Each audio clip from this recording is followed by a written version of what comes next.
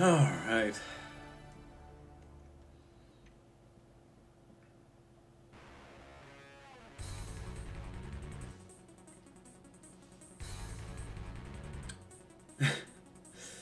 While I get everything set up.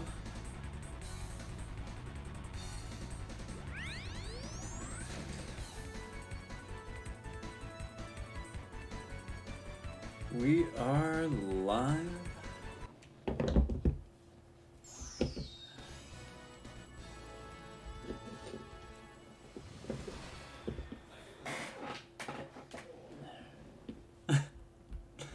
I'm a bit of a mess. Because I just came back from watching the new Puss in Boots movie, The Last Wish. Holy hell, that movie was fantastic. Like,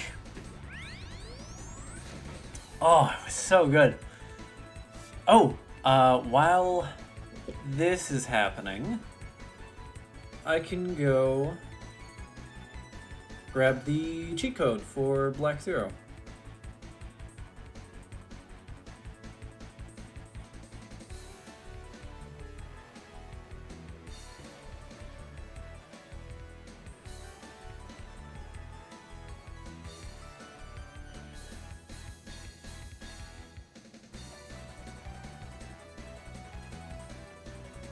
Also, as you can see, the video automatically darkens when bright flashing lights show up, because for some reason there are so many in this this intro. Yeah, that isn't something that I do.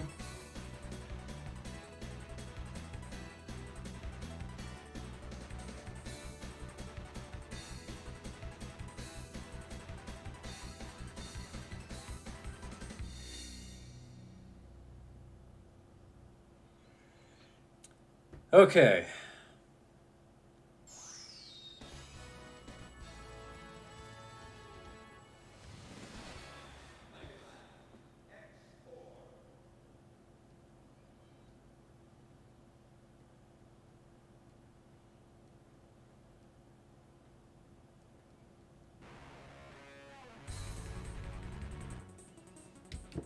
Do they not have attract mode demos for this game? It might be the sequels that I'm thinking of. But hey, for those of you who join in on the stream archives, or are watching this via the stream archives, I can go over some of my settings while we wait. Obviously, I don't have the games on Rookie Hunter mode. No offense if you need it, or just want to have a casual run through of the games. You know, like I've said before, I'm not going to look down on you for it, or, you know, make fun of you, because I would rather these games be accessible than just, oh, haha, you can't play these because they're too hard. Oh, wah, boo-hoo. No, so what Rookie Hunter mode does is, I want to say it removes knockback from when you get hit. Enemies do less damage, and whenever you fall down a bottomless pit, it doesn't instantly kill you. It instead respawns you on the last bit of solid ground that you touched, I believe. I have having played these games for a while, never personally use it, but there you go.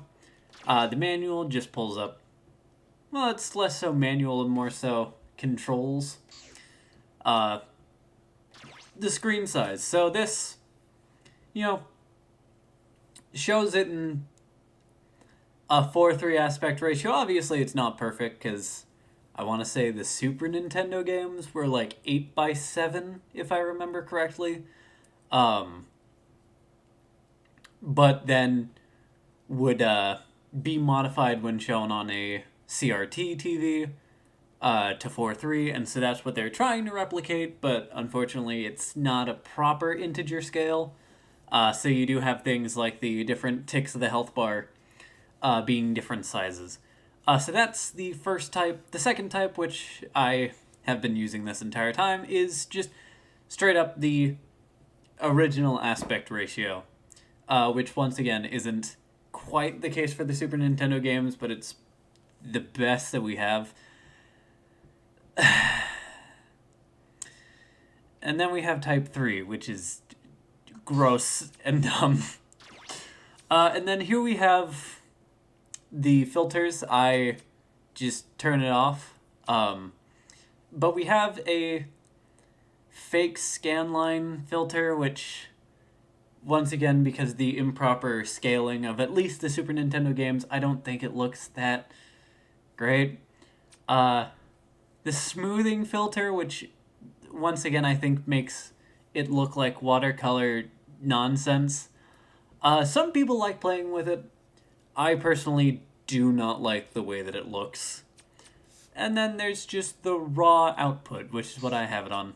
And then, of course, there's different wallpapers that you can change it to. I typically just leave it to whatever the game has. But with that, hello and welcome back to MegaMarathon X. Today we will be playing the Zero playthrough of Megaman 4.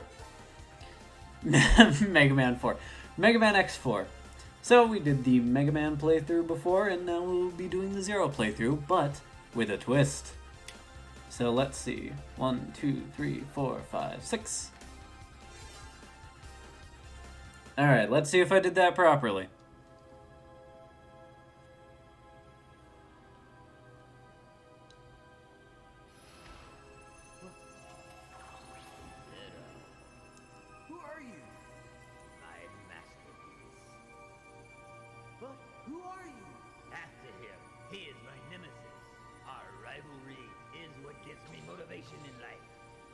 Now go.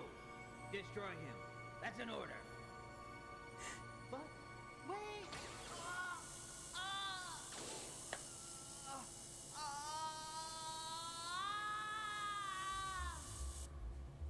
Who is this mysterious stranger? Also, Sigma? What has he done? The blood's on his hands.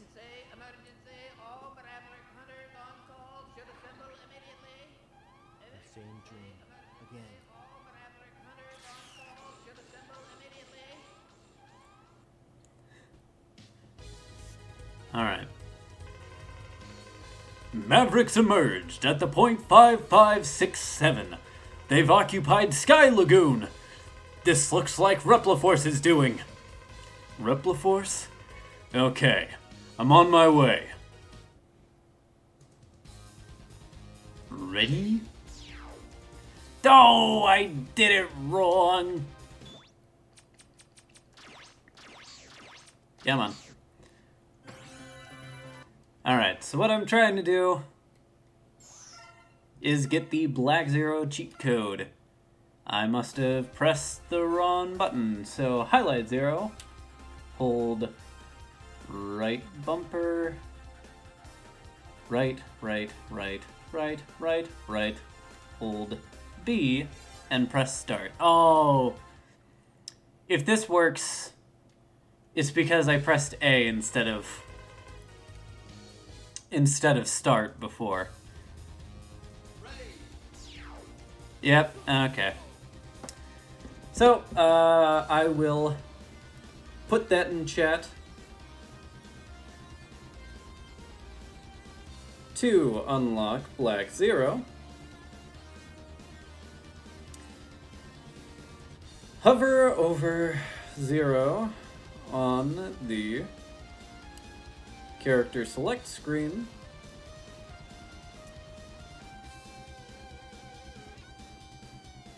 Hold right bumper on Xbox.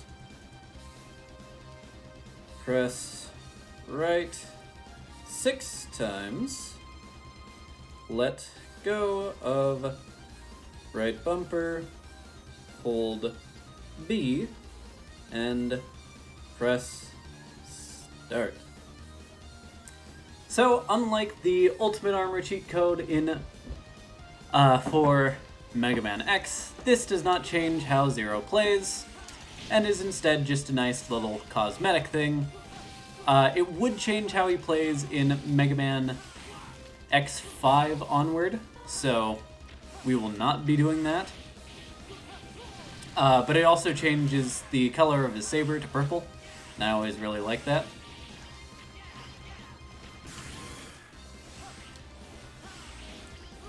But in this game, once again, it's just a little cosmetic thing.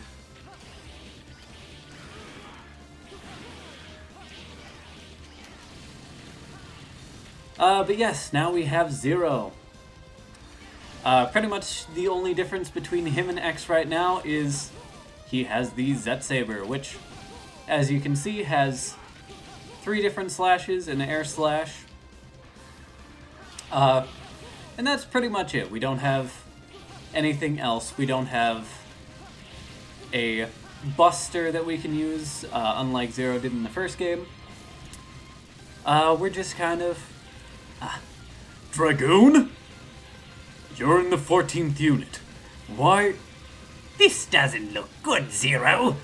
That Maverick took out the power. What? Then the Sky Lagoon will come crashing into the ground. Yes, and destroy the entire city. We have to do something. It's too late. I must escape now. You'd best do the same, Zero. Damn. If the Sky Lagoon falls, it'll be disastrous. There's no time. I'm going down. Also, if this isn't the Zero voice, oh well. I've been switching voices for characters all the time. The carnage. It's horrible. Those Mavericks will pay for this. Alright. But, since we are playing as Zero for the full game and not just tagging him in every so often whenever we'd like, well, whenever we like outside of boss fights, Zero has to have something aside from just a short-range attack that sets him apart from X. Otherwise, I'm sure he wouldn't be nearly as popular as he is. And we'll certainly see the differences betwixt the characters as we move forward, but I don't want to spoil it for those who haven't played the games yet. Iris! What are you doing here? Are you okay? Zero, did you come to save me? Yes. Hang on. A huge Maverick appeared and... Stay here, Iris. I'll handle it. Is this really one of Repliforce's? I don't have a moment to spare. I have to defeat him or else. And she turns her head. Alright. And just like X's playthrough, it is the same giant dragon mechanoid. But one thing I will say is, one thing that we don't have to worry about collecting with Zero is the Dr. Light capsules. So even though they were pretty easy to get in this game, that's just something that we don't have to worry about at all. Alright, here we have Colonel. Zero, long time no see. Colonel, what are you doing here? I've come to save my sister Iris. I only hope she's okay. She's fine. I just rescued her. Oh, thanks, Zero. I owe you one. Colonel, I have a question for you. Did your unit attack this place? What are you talking about? Repliforce came here for help. We weren't involved in the attack.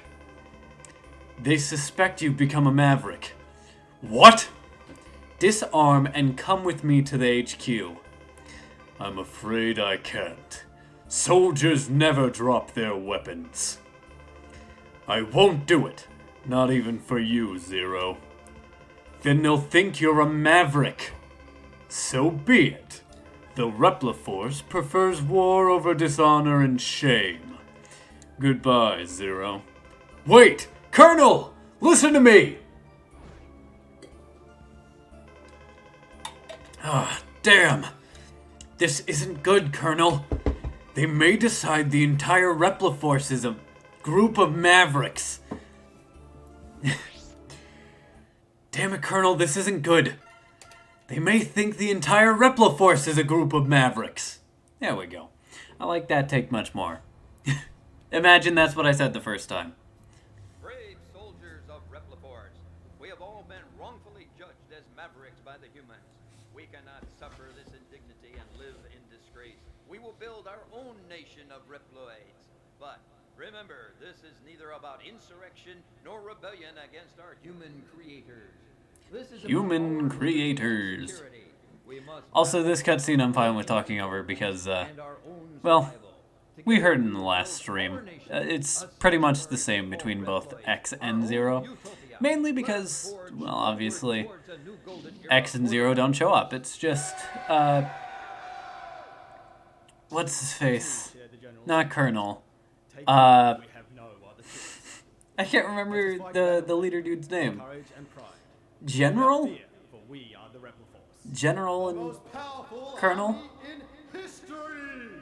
I don't know. Anyway. So yeah, like I said, these games are about as long as the first Megaman X game. Mainly because they expected you to play through the two different scenarios. And I have a feeling they wanted you to play as Zero first. Because this will have a lot more backstory to it. Alright. Iris! What are you doing here?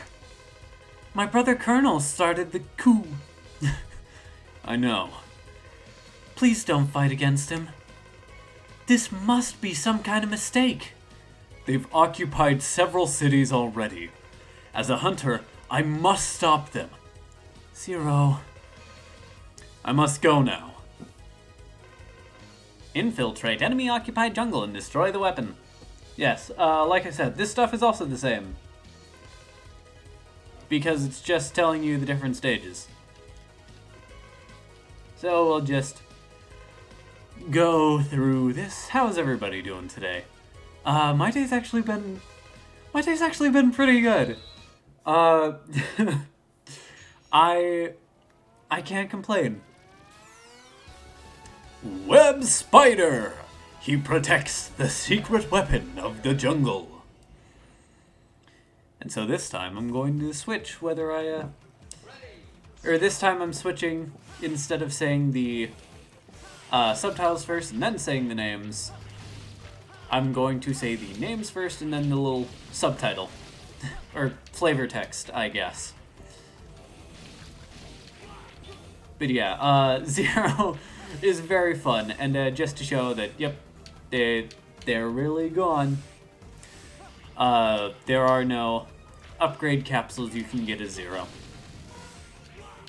Oops. There we go. But as you can see, I typically use the jumping slash. Mainly just because it comes out very fast, and if the enemy is susceptible to it, they will get stunned by it for the duration of the attack, as you can see with those dudes? I don't know what to call them. Fish dudes? Yep, come on. But honestly, the swordplay, while not the most deep combat system in the world, is pretty fun. I understand why Zero got his own spin-off series, even though I don't like it nearly as much as the Megaman X games. And that's just due to preference. I can't really nail down like one specific thing, like, oh, if they hadn't done this, then I would have loved the Zero series much more. No, it's just something doesn't really click with me the same way that, you know, sort of the combat in general flow of the game does, for me in these games. And because of that, it makes me even more confused on why I like the ZX games. Because, you know, it has sort of that mission-based structure of the Mega Man Zero series. And in fact, it sort of shakes up things even further with the inclusion of the biometals, which is the whole thing I don't want to get into because that's not really relevant for this game's discussion. Not that most of my tangents ever are, but it's something that I don't want to really get into right now. It's not like, you know, the most complicated thing. You have just a whole bunch of metals, biometals based off of different characters and different things that we've seen throughout the different Mega Man series. But it's mainly figuring out which one is best for what situations is mainly what I'm talking about, like, where it kind of gets complicated. Ah, Zero, I've been expecting you. Spider, you work for Repliforce? Yes, I lead a renegade unit now. There's still time. No, excuse me. There's still time. Call off the coup! No, I know where my loyalties lie. And once again, if these aren't the same voices that I gave them for my Mega Man X playthrough, just call it a separate universe where they had different voice chips installed or something.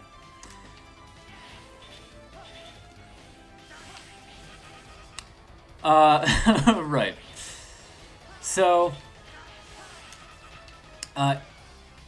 if I were to personally rank the sort of different sects of the Mega Man franchise, I would probably say it's Mega Man X, Classic Mega Man,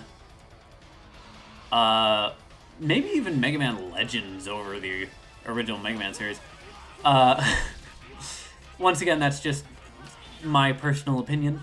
If you think that the Classic Mega Man series should go above Legends, or if it's, you know, the worst out of all of them, or anywhere in between, you know, all the more power to you. No! Dang it.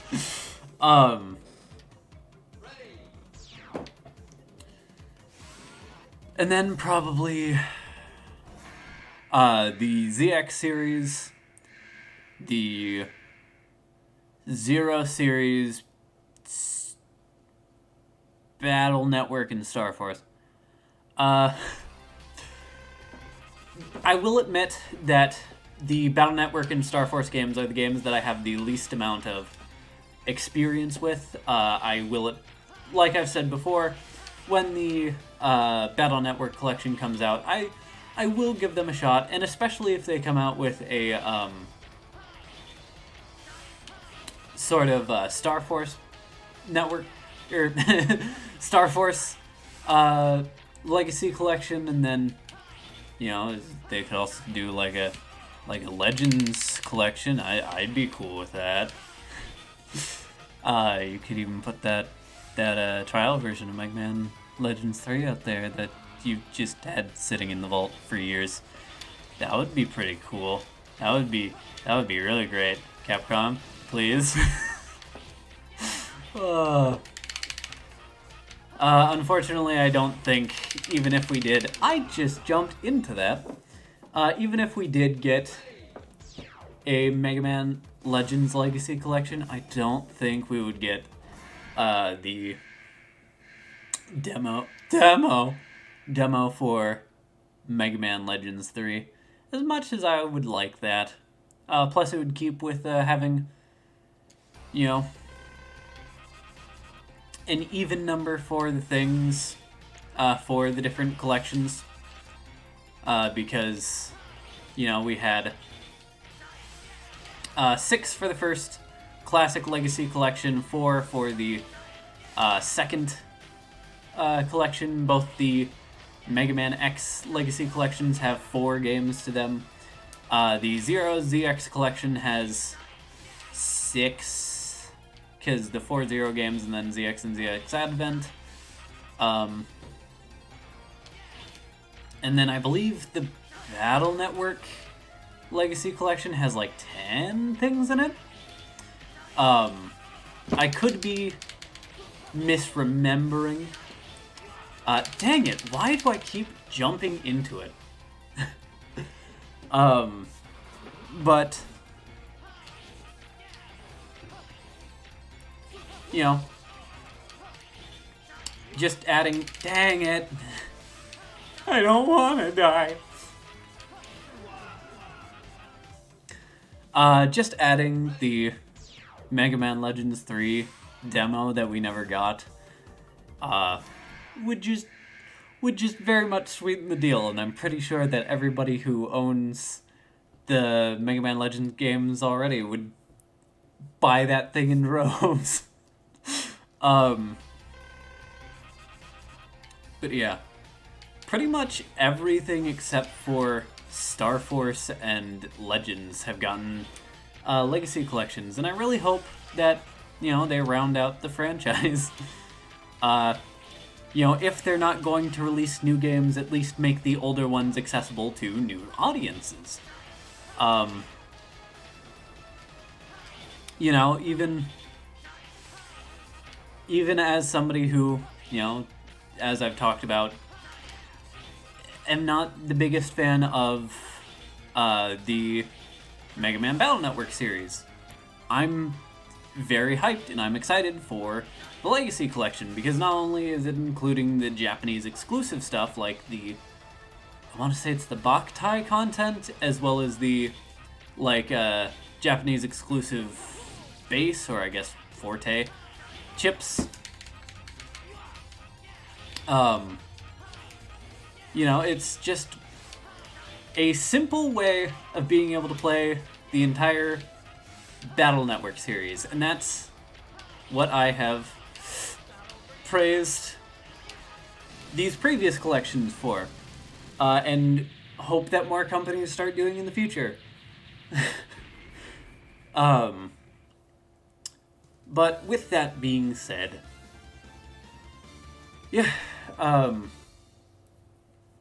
actually have a few things that I wrote down that I want to talk about during stream. Right.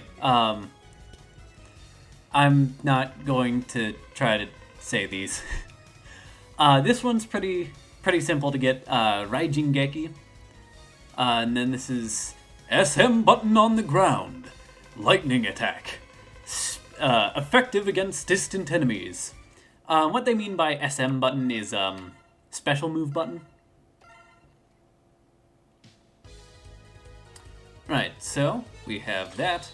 So we can go to Biolaboratory for Split Mushroom.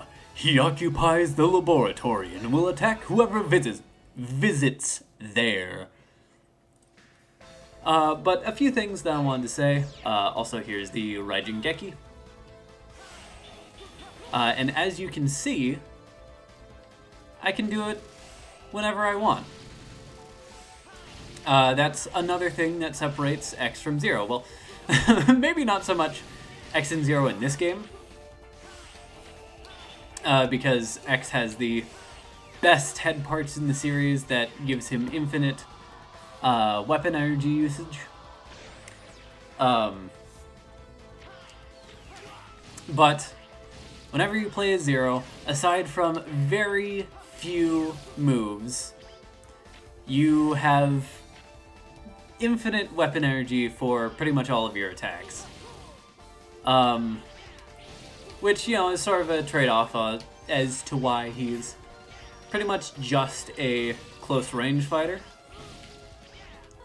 But still, Zero is very fun to play with, and while it's no, you know, super in-depth system, I will say that it is kind of a shakeup that I'm glad happened. I'm glad that, spoiler alert, Zero will be a playable character for the foreseeable future.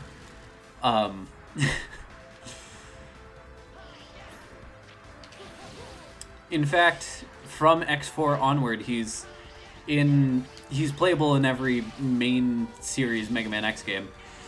And Mega Man Xtreme 2, which I believe was coming out at around the same time this was. But yeah, so a few things I wanted to talk about during stream. One thing that would have been much more pertinent for the Mega Man X3 stream is one version of the game that I completely forgot to talk about, which, you know, is kind of fair because it's not an official version of the game.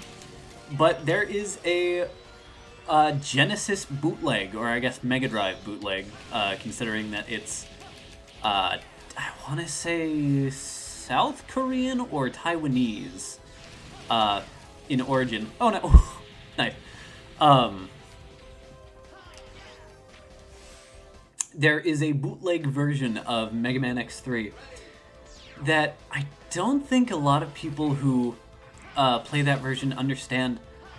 It's not based off of the Super Nintendo original. It's actually based off of the Sega Saturn version, which is why there are weird borders on the side of the screen.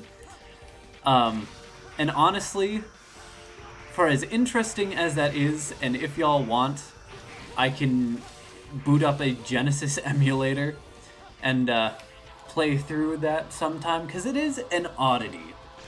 It is an oddity that I want to show off and sort of show off.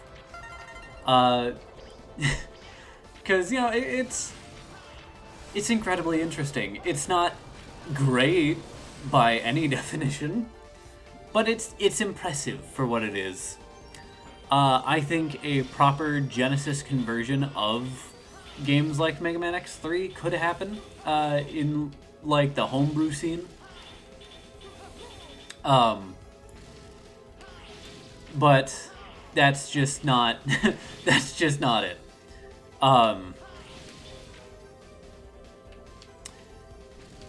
And I will say, there's actually two different revisions. Most of the places that talk about the bootleg... What? Dang it. The bootleg Rockman X3 or X3, X3, X3, X3 as a revision of it has been known. They only mention that, oh, the only major difference between the two is the music selection. They don't actually go into depth as to what they mean by that.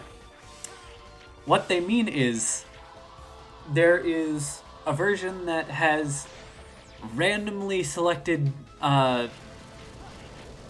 different themes throughout Mega Man X3, and it's not the entire soundtrack, so, like, you'll get Toxic Seahorse's song, for example, like, in 3 different stages, none of which are Toxic Seahorse's stage, because it's missing in that version.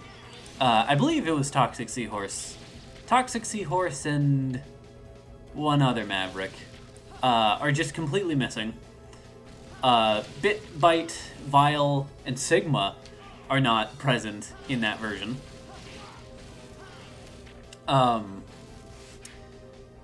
And there's just a whole bunch of different things. Volt Catfish's stage is used for the, like, one quote-unquote, like, Sigma Tower or a Sigma Fortress stage, which is super funny to me. It's just a palette swap of Volt Catfish's stage. Anyway. You made it this far. I'm impressed. You interested in a real challenge? Who's your commanding officer? Never mind that. It's time to fight.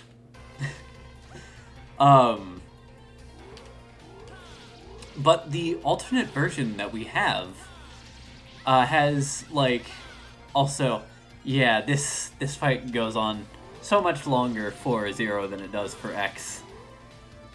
Because the Raijingeki is just a grounded attack that Zero can do. It's not an aerial move like X can do. But it does get rid of the Soul Body clones, which is nice.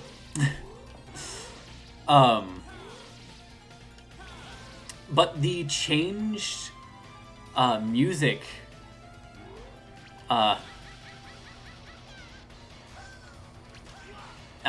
dang it. No! Alright. There we go. The changed music that they talk about is that pretty much every stage's theme in the bootleg is just replaced by Zero's theme. And let me tell you, it's a pretty good thing. It's a pretty good thing. It's a pretty good theme, all things considered. But hearing the same kind of... I don't want to call it botched, because I want to give them more credit than that. Hearing the interesting remix of Zero's theme for every single stage in the game, it's not good. It's not good. So yeah, if y'all would like a stream or a video dedicated to that, Kuenbu. Kuenbu. With the correct timing, higher and further jumps are possible while airborne. Kuenzon may be activated while attacking in the air. So you might be wondering, what does that mean? It means we get a double jump. And that might sound useless, but it actually gives us one of the best abilities for Zero. Cyber Peacock. He lives in cyberspace and wants to destroy the network system. It actually gives us one of the best moves for Zero. That jump slash is now turned into a circular jump slash, which, as you can see, covers much more distance. Hurry up, hurry up, hurry up, hurry up! Let's see what we get for this one. Wow. I'm so glad that I went faster for that. Anyway, once again, there are no light capsules for Zero, at least in this game. Yep, come on. There we go. Dang it. Now the one that I needed to actually get faster. No! Oh, that sucks. You're joking, right? Anyway, so the thing that I needed to get faster I didn't do, but the thing that has no real consequence, oh yeah, I got that just fine first try.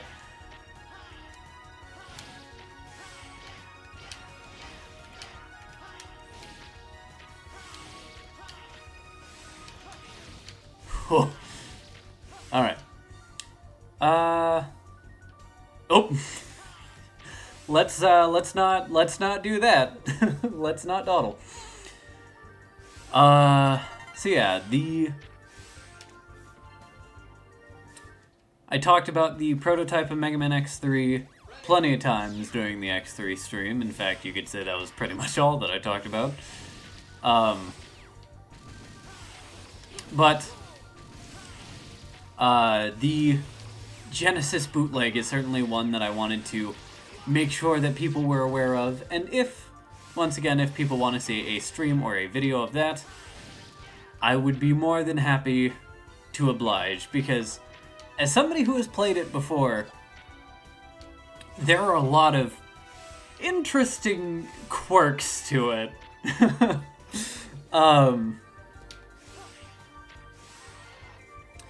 So that would certainly be something that I would be happy with showing off at some point in the future.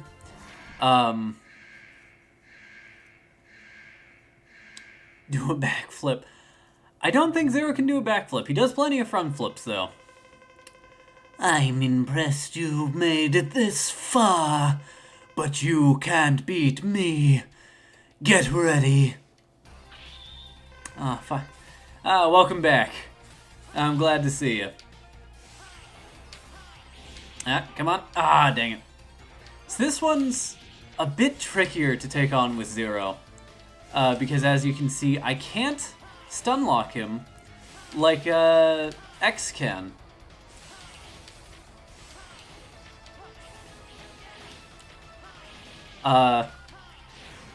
Right. These are some of my least favorite things to deal with when it comes to fighting Cyber Peacock. Fair also. Alright. The other thing that I want to talk about is a few days ago, from the time of this stream. No, am I going? Hey, how's it going, dude?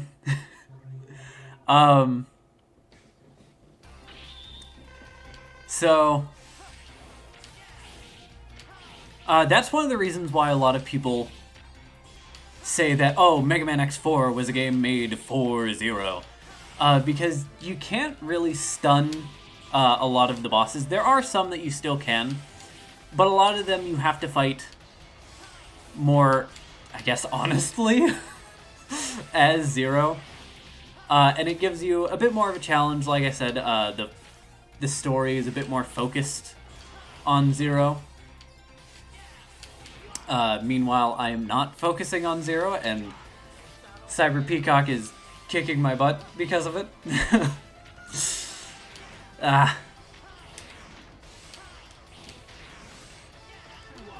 Dang it. Yeah, how's everybody in chat doing today? But a few days ago from the time of this streaming, the prototype for what ended up becoming Rayman Raving Rabbids, Rayman 4. So how was the end of the last stream? I was sadly gone.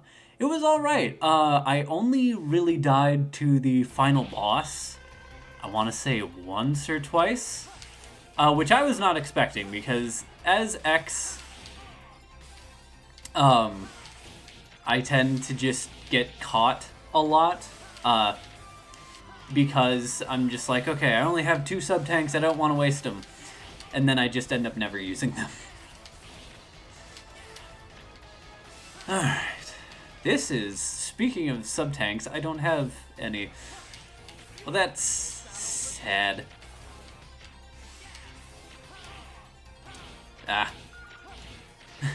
I can make it. I can make it. Dang it. Yeah, Rayman 4 prototype leaked. I have not actually set up the emulator so that way I can play it, because I believe it's a PS2 ISO. But I have seen people who have played through the prototype and have been comparing it to what was left over in the files of the final version, because if you don't know, Rayman 4 got turned into Rayman Raving Rabbids, a kind of mid-party game on the Nintendo Wii.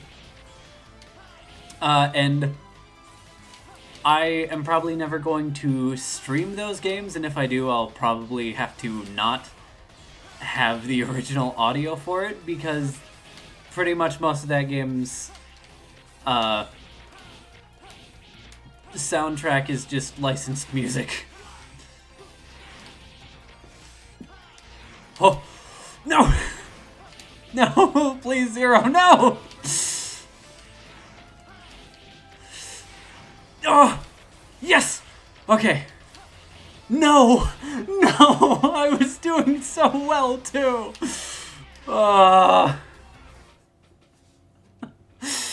Man.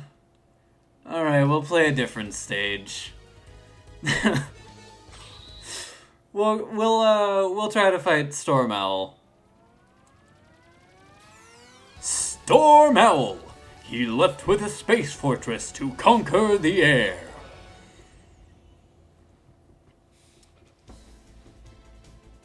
But yeah, I'm not going to say, oh, this game wasn't made with X in mind. They wanted to make a Zero game so badly, but they had to include Megaman X. Which, we'll see later, doesn't stop them. But this game, I would still say, has a fairly good balance between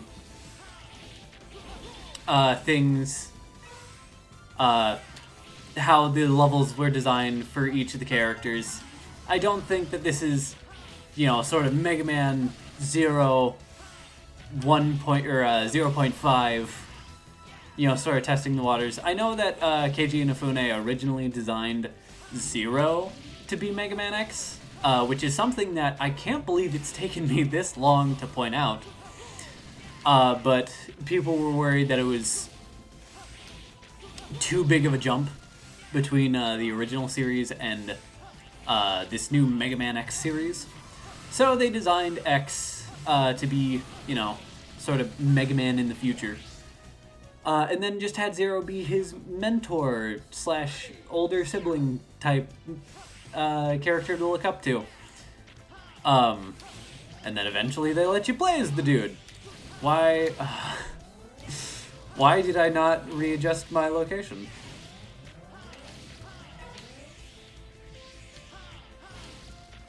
But yes, even if we could get up to X's upgrade part, it doesn't actually do anything for us. Because there are no armor parts that Zero can get, once again, in this game. Although, if you've never played the classic Mega Man series, you probably don't know who that old dude at the beginning of Zero's... Why did you not open your... Is it based off the timing of when I killed the turret dudes? I've never really noticed, because I always just kind of take care of them first.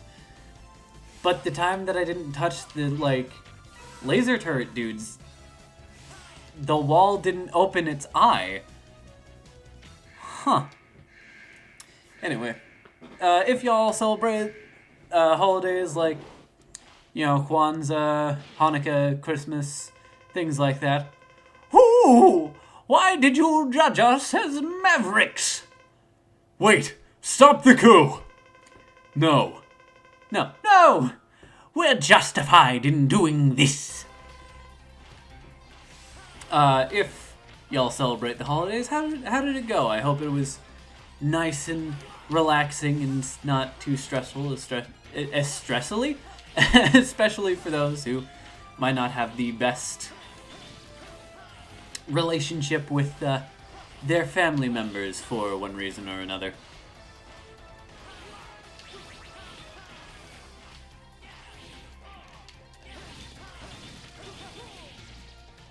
Hey, there we go.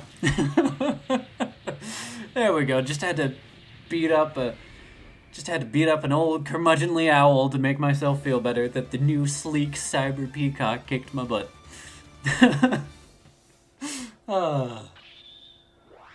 Let's go.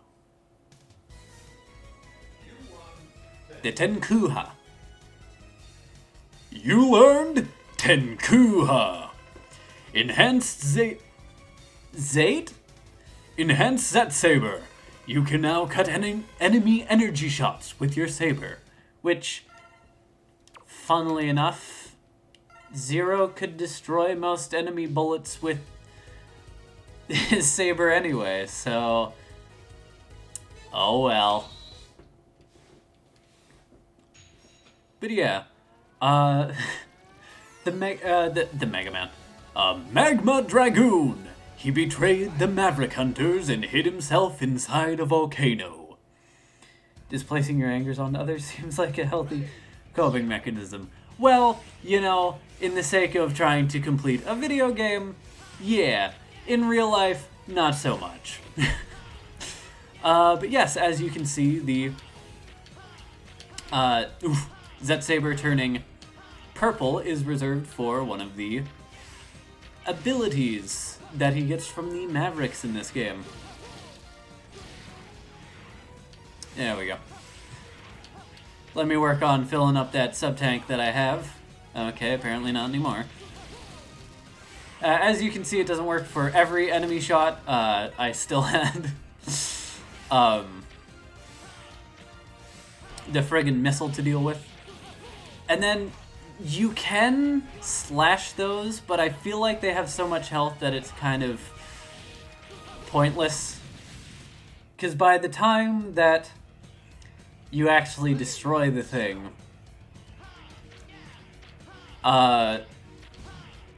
you already would have passed it in normal play. And of course, X couldn't hit those at all, so Zero's better in that regard. But yeah, there are just a lot of things that, as you play as Zero and get sort of different Maverick abilities,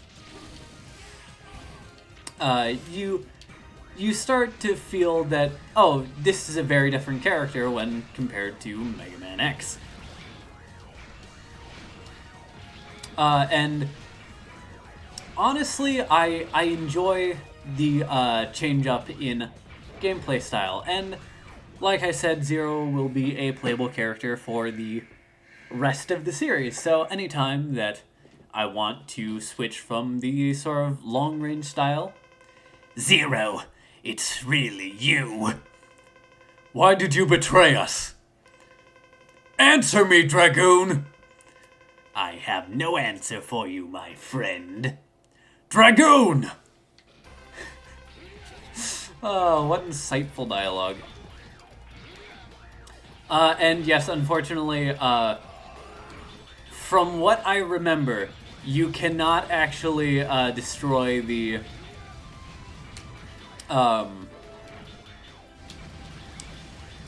Hadouken shots with the Z-Saber.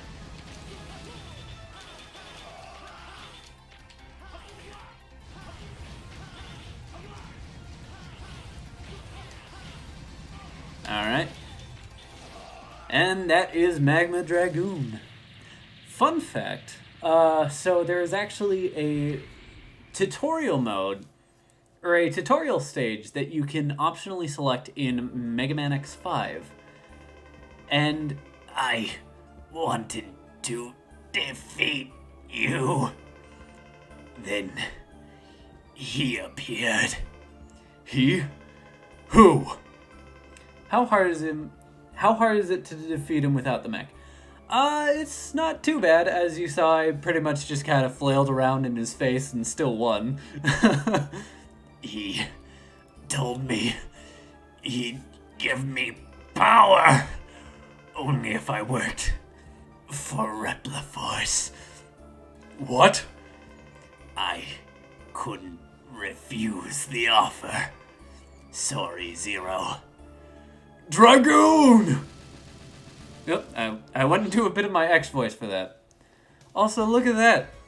He didn't give us thumbs up. He just kind of teleported out of there. Anyway, The Ryu Engine.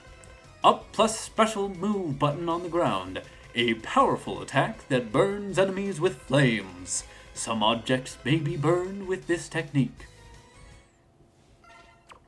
but overall, if you have a pretty good handle on, I've got a message from Repliforce. Zero. I'll be at the Memorial Hall. Be there. Don't go, Zero. Don't fight him. This is a matter of personal pride now. There's no avoiding this. I must go.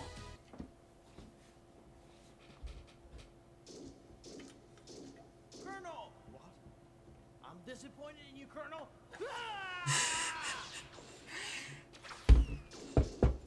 Oh, the voice direction is so bad. It's not too late.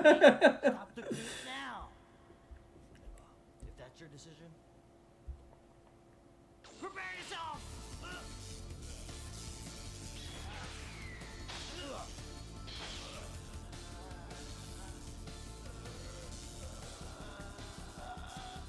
But yeah, as you can see, we don't have to fight the Colonel. It's just a cutscene. Stop, please! Brother, please! Don't you remember? Zero saved my life. Very well then. I'll spare your life for now. But next time, there'll be no mercy.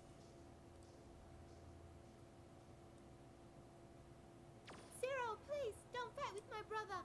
If you do, I'm afraid that one of you may end up... Why is Irish British? I don't know. They had to program that.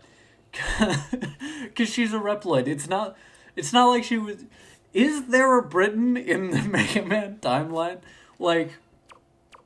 Also, yes, we'll save because if for some reason my power goes out or something, I don't want to have to watch that cutscene again.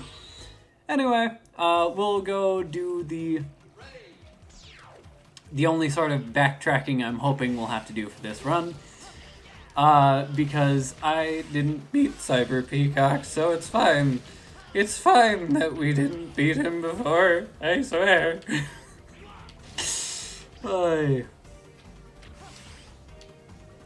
Like, they had a choice of all the dialects and accents in the world, and they decided to make Irish British. Not that, you know, if you're British, that there's anything inherently wrong with that. I just like poking fun at,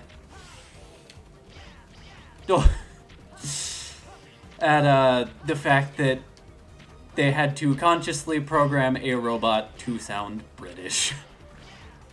And even though the Colonel is stated multiple times to be Iris's brother,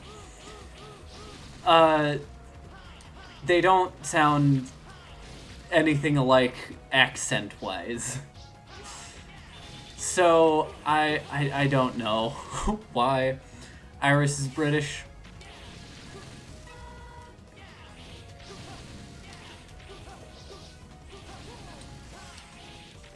But with that being said, I may play the Rayman games for this channel. Like I said, I probably wouldn't do Rayman Raving Rabbids live unless I muted the game audio, which, you know, that's kind of boring.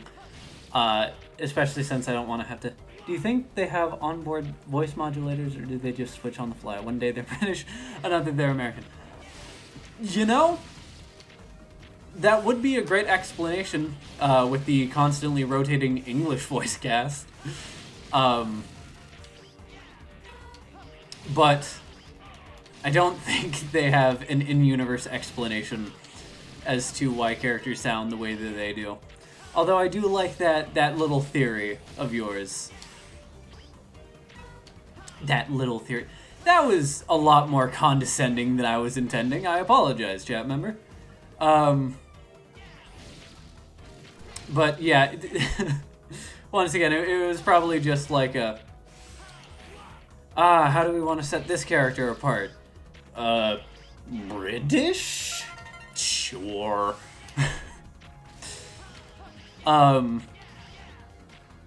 Once again, as I've been talking about a lot during this stream, well, a lot. I've mentioned it like once.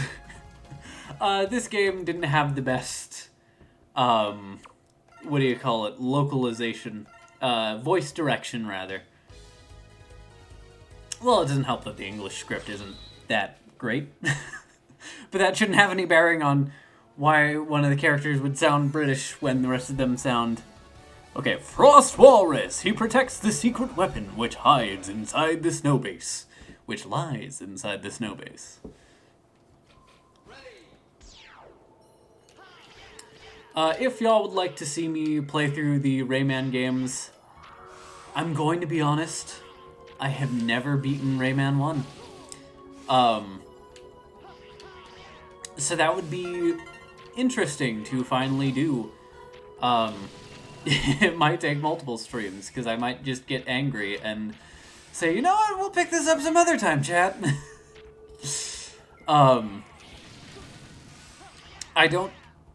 I would like to think that I don't rage quit games that easily, but there's just something about the design of Rayman 1. And of course I have played They Could Get Another Actor for the Voice. Well, even then, it's not necessarily always the fault of the actors, because there are many, you know, British actors who do American accents, and, you know, other... I'm not saying that just because somebody is British and they're voicing for a game and none of the other characters are British, which, by the way, I don't even think that the voice actor for Iris is British. But I'm just saying, just because somebody is British doesn't mean that a British accent is the only thing that they can do. And even then, you know, there's no one British accent. There's multiple different dialects. I played it and it's definitely possible to rage. And even then, there are too many levels for one stream. I agree.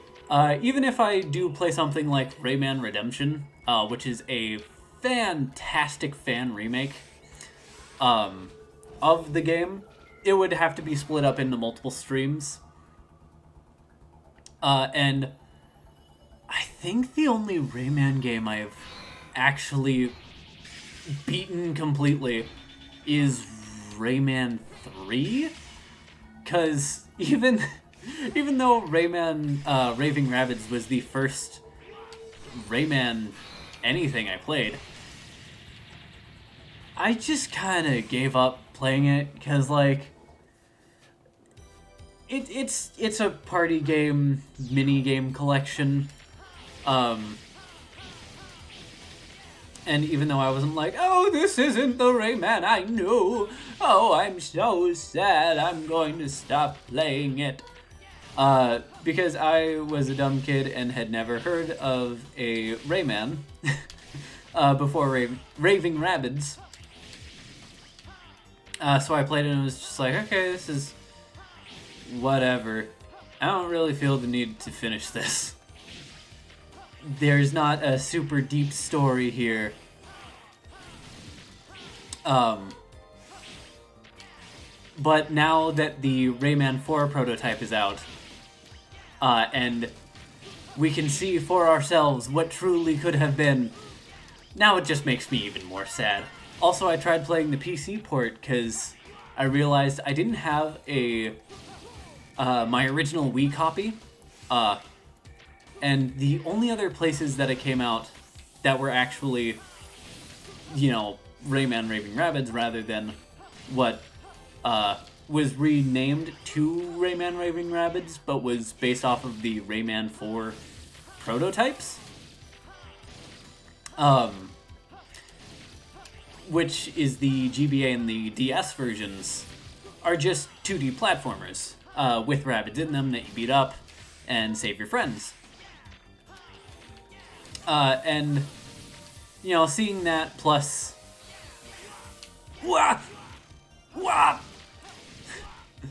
Seeing that plus what we have of the prototype just makes me sad. And makes me want to see that Rayman 4 even more. But with all that said, if y'all want me to play through the Rayman games on stream, I haven't really had a chance to sit down and play through Rayman 2. Although I heard that it's the best in the series. What's that blonde kid up to? I don't have time for you, Junior. Hey, shut up and fight already. Oh, that does it. You're going down!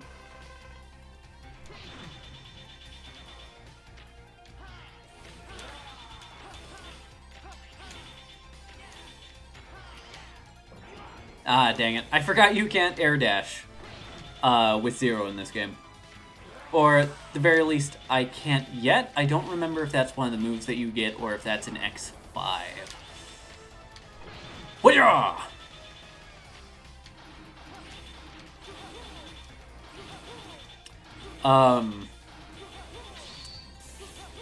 Makes me want Rayman 4. I do have the Rayman 4 prototype on my computer. I just haven't actually set up the PS2 emulator to play it. Although I believe it also comes with the source code, which is interesting, and I know that people have been digging around in there and have been finding files like Rayman apparently was supposed to have a girlfriend. Yeah, the Hyoretsuda, Suzan. Hyoretsusan! Down plus special move button while jumping. A dive attack. Effective against surface enemies.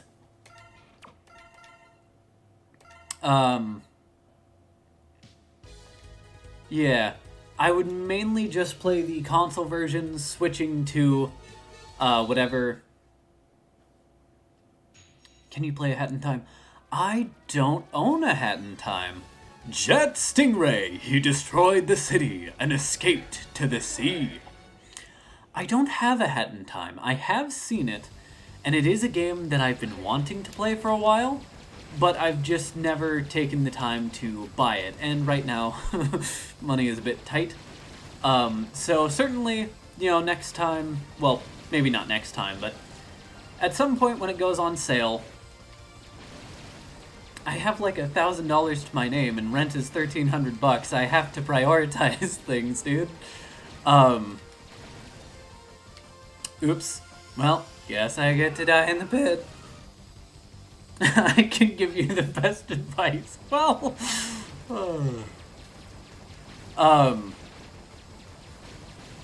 yeah, at some point I will purchase the game, and if I go, hey, this is a really fun game, then I will most definitely stream it. Will that be anytime in the future? We'll see. But I do have a few games after this MegaMarathon X that I do want to play on stream, make videos about. But yes, don't worry, that is definitely on, like, my Steam wish list. I certainly have it in mind. As a person who has played the game for over 500 hours, well, I am glad that you have had such a good time with it. I am hoping that when I get the game that I have a similarly great experience. I do know that the PC version has like Steam Workshop sort of, what do you call that, compatibility, which I'm very excited for. I know that there are plenty of mods that give you like a Sonic the Hedgehog type ability, which I believe they're called pins. I think that's what those are, the abilities. Yeah, as somebody who...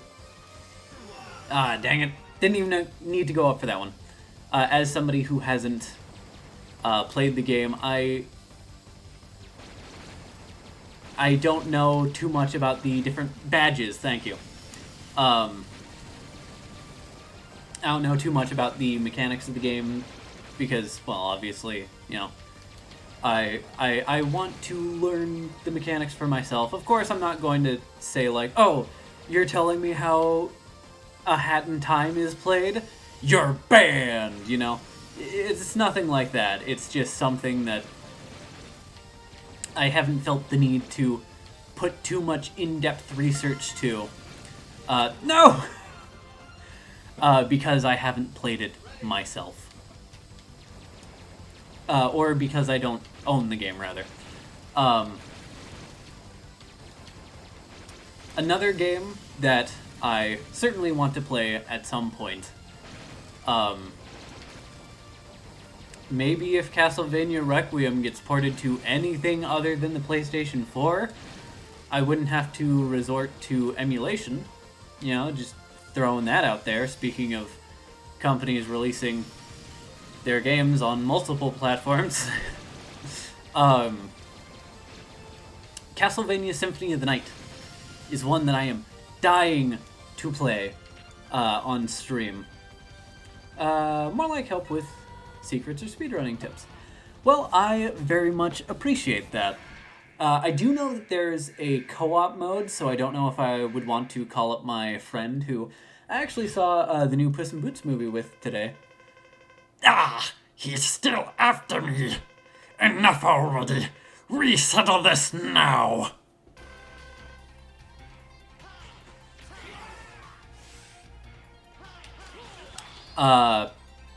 Good friend Adriana, also known as Perfect Void. No? I mean, like, just playing the game in general, not necessarily streaming it. Or is that, no, there's no co-op. Don't do it, the co-op is garbage. Okay, well, I mean, still, it would be something that I would want to experience with my friend, even if it's not great for content. But what do you mean the co-op is garbage? Like, does it not run well if you're not like local co-op, or is it just you can't play through the main story and you can only go through specific stages? Like, help me understand what you mean by the co-op is garbage. No! Oh man, I have to do the friggin' ride chaser part again. But Castlevania Symphony of the Night, there is one version I can play through. One screen and the camera is crazy and only follows one. Ooh, yeah, that doesn't sound great. Also, I wasn't even, like, actively paying attention to chat at that point. I just wasn't paying attention to what I was doing. Brain just decided that we don't need to we don't need to actually pay attention to the game. Alright, get out of here, Jet Stingray. Alright, this time I'll do the bottom route, because I've already collected the sub-tank. I don't need to go up there. Well, that's disappointing.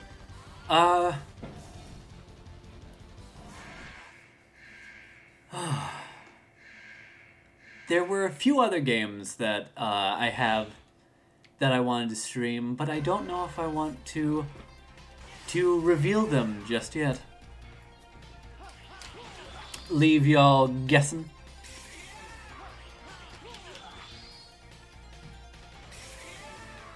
What was that noise? Alright. Excuse you. Thank you.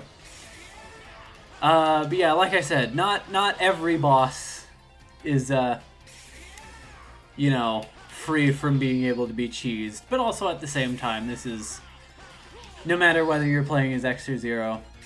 Star Night Valley. I've never heard of that game before. Hello Neighbor. I have heard of that one. And that just isn't really my cup of tea.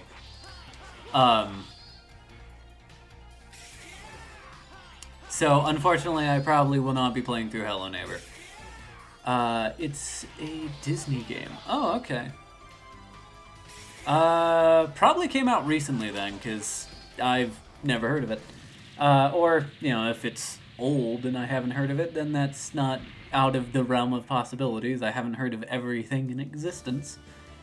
But yeah, I certainly have quite a few games, especially when I set up the Hianyaku. Hianyaku! Dash button while jumping. May be executed in the air. There we go. So we do have an air dash. Not really gonna help us for Slash Beast, but yeah.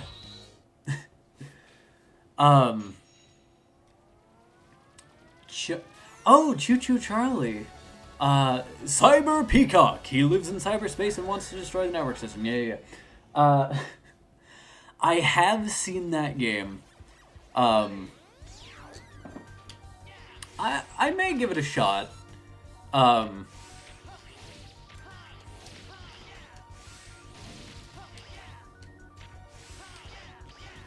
So yeah, it's not out of the realm of possibilities.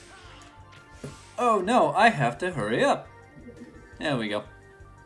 Let's try to get S ranks for each one this time instead of getting an A rank on one of them.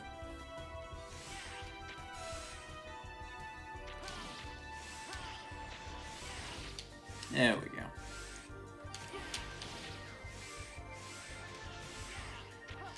Yeah, that's how you do it. But speaking of, so my mom actually got me some Christmas presents, which was really nice, and one of them was a Dazzle sort of composite video capture card, or capture device rather. Let me up. Which is really nice, especially for some of the videos that I want to do, because I have ordered a Polymega, and it will get here sometime before the heat death of the universe. And it has one of the best CRT TV sort of video filters that I have personally seen. I'm sure there's some, I don't know, probably like reshade presets or like obscure emulators that I haven't heard of that have a really clean CRT filter that actually replicates how composite video looks on those sorts of TVs. And sort of gets like the softer look, the pixel blur of a sort of CRT screen, which is something that I look forward to. There's a reason why I don't use a lot of like fake scanline filters, because it just adds like a weird little overlay on top of the screen, and most of the time they aren't even lined up for what an actual CRT TV would get. That's why I have just been using the raw pixel outlook for this, but you know, for games like this one, I've already read through this. But for games like this one, where... Ah, nice. Where I can compare the composite output on a CRT TV, I can have, you know, direct camera footage from something like this. And then I can compare that to something like the Polymega. So if I were to play FNAF, it would probably just be Security Breach, because as much as I like the storyline of FNAF, I have never really been one for playing the actual games themselves. I find them more entertaining to watch than to play. But FNAF, like even FNAF World, like I said, I'm not really one for RPGs, which that one is very much so. So I've just never really loved the gameplay of the FNAF. Oh, you've got to be kidding me.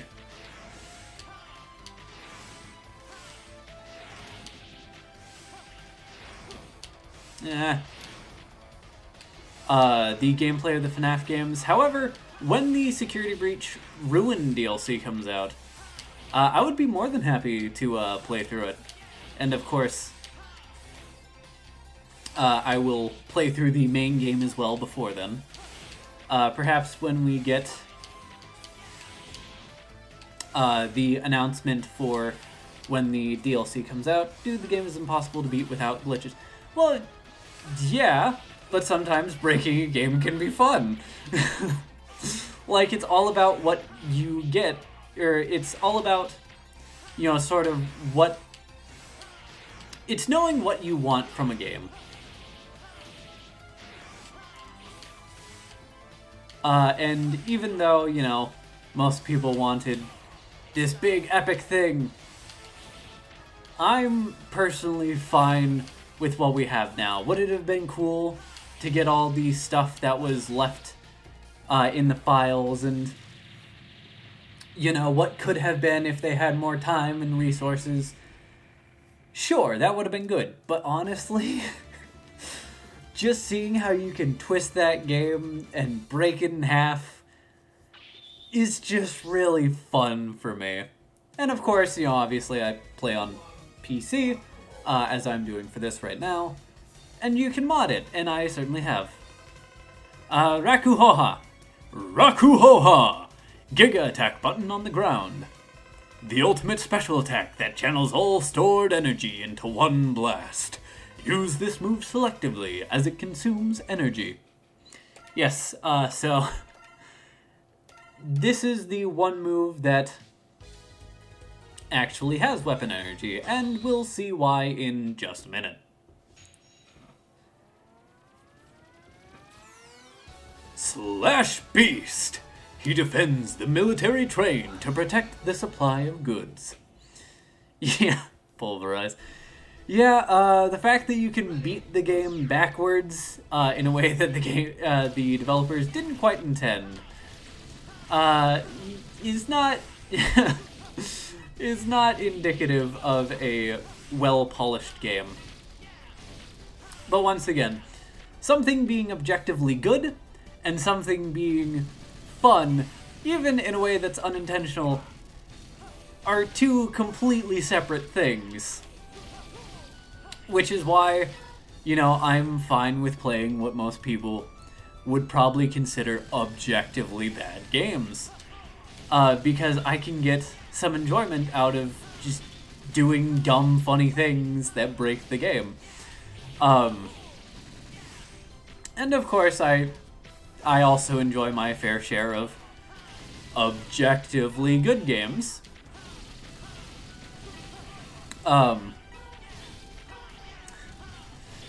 So what I'm saying is, just because a game is good doesn't mean that I have to enjoy it, and just because a game is bad doesn't mean that there's nothing redeeming about it. There's a reason why I am putting myself through playing Megaman X7 again. Because I don't mind Megaman X6. I find that game to be an interesting case study, if nothing else. But Megaman X7, the thing that gets me the most about it is I find it boring, and I find that's one of, like, my least favorite things in a game, when it's boring. I find it to be just too slow. I don't enjoy going through it. But of course, another way that I will play through a game is if I think it's interesting that people would want to watch, if nothing else, just for me suffering through it. And I feel like that's what's going to happen with Megaman X7. A bulk of the enjoyment is going to be from people watching me torture myself playing through that game again.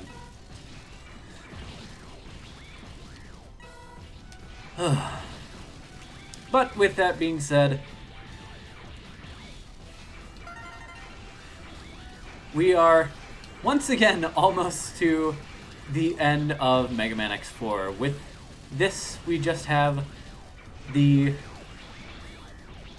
Erasure Colony or whatever.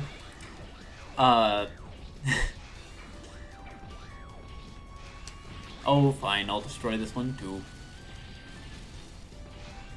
Yay, I did it.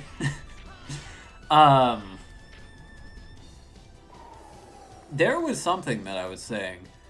Probably, you know, just because a game is good doesn't mean that, you know, you have to like it, and just because a game is bad doesn't mean that it's irredeemable. People play games for very different reasons. Whether it be story, gameplay, aesthetics, you know, just because you like the name attached to it, you know, and all of those are perfectly valid, and I'm not going to say, oh, you play games for the story, well, you might as well just read a book in that case. Oh, oh, you don't care about a story in video games? What are you? Somebody who can't comprehend the deep complexity of Megaman X4? You know, like, far be it from me to tell somebody that they can't enjoy something. You dared to attack my unit? I'm gonna enjoy fighting you!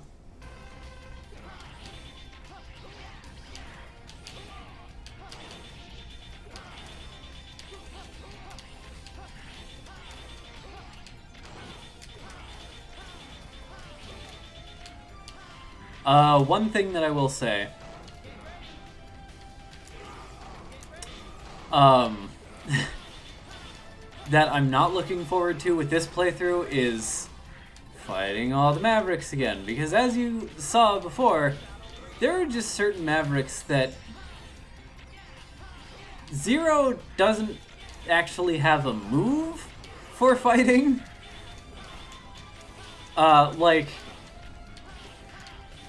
With the ability to cut through projectile attacks, that doesn't do anything against Magma Dragoon.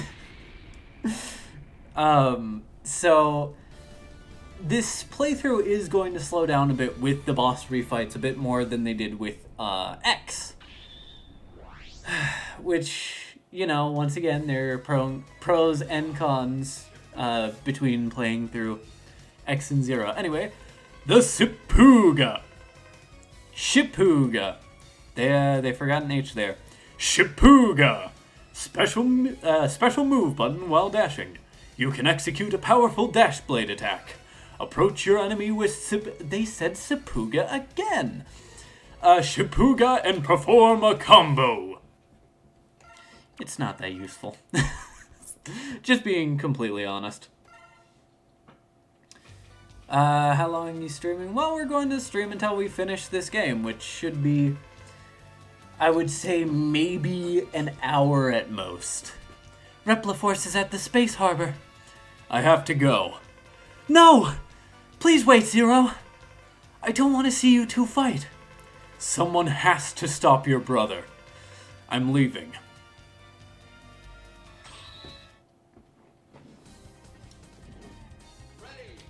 But yeah. I don't want to start Megaman X5 tonight. Just because, you know, I want to dedicate each game to their own stream. So while normally my Saturday streams do go longer than the typical 2 hours that my Wednesday streams do, and even then my Wednesday streams aren't a hard cutoff at 2 hours, I have gone a bit longer.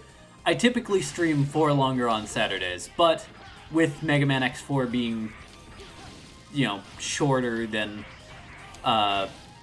most of the later Mega Man X games, I'm fine with just, you know, doing this playthrough, and then, you know, next stream we'll start Mega Man X5, one of my personal favorites of the series. But now we fight Colonel.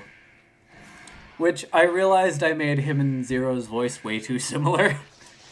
But, you know, we won't have to deal with that for too much longer. I don't want to fight. Step back. I'm sorry. I can't let you through. Iris will be sad if she loses you. Don't be so presumptuous, Zero. Save it until after you've defeated me. Show me what you've got. Yep, come on. Dang.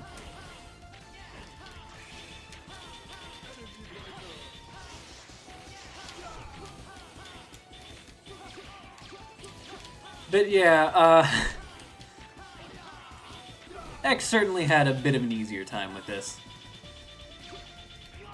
Dang it. Yeah, what happened to, my blade could slice through enemy projectiles, huh, game? But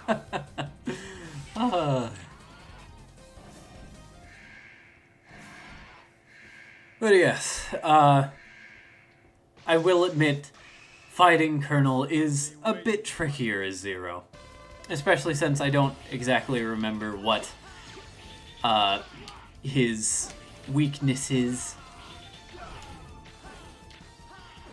And also, Zero doesn't have the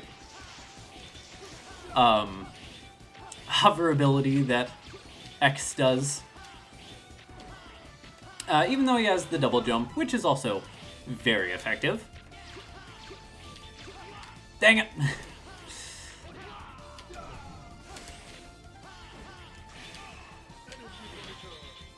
Wow, I am not doing great at this boss.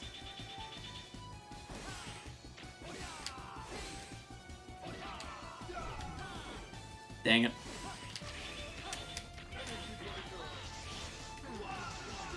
How did I get hit by that? Alright, but yes, now would be a good time for anybody who has any questions in chat to ask them, because, well, even though the Maverick refights are going to kind of drag on, I can at least get through them without constantly dying, I say, before having fought through them. Also, flashing lights warning. I keep forgetting to point it out when we actually get to the boss fight before the flashing lights happen. I don't remember if the flashing lights warning is still in the description. But because it's for this one section, I don't think it's nearly as bad as some other games that I have played in the past. Oh, come on. Hence why I didn't, or if I took it out, that's why I did. Come on. There we go. Impressive, Zero. But it's too late. What? Repliforce has left for space. Even if I perish, Repliforce lives. Colonel! Zero, tell Iris that her brother died happily. Goodbye, Zero. Colonel!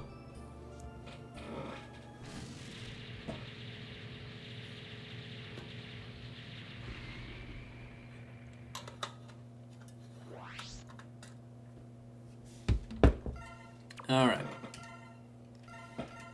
Once again, this game was made with saving in mind. They've left for outer space! Scramble all Maverick Hunters! Iris? Where are you? Iris! She left with them? No! Maverick Hunters, assemble! I'm on my way. Don't do this to me, Iris. So yes, if you were here for yesterday's, last stream, you might remember that the totally not a bad guy, Double, showed up as the boss of this area for X. Who could possibly replace Double? Maybe Double shows up in this version too, or in this playthrough too. I guess we'll just have to go through these boss shutters and see. Oh my goodness, it's Iris! Oy. Iris! So you fought with my brother. I'm sorry. Then it's over. Everything.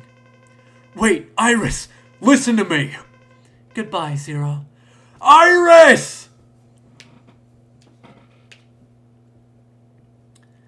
If y'all want, I can do my own dub of the infamous Iris scream. I'll do it. I'll do it. I sound so broken up over the fact that my brother is killed.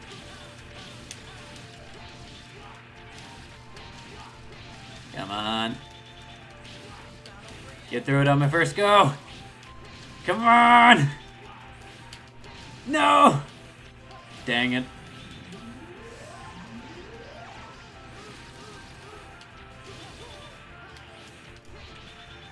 So yeah, anytime you attack Iris,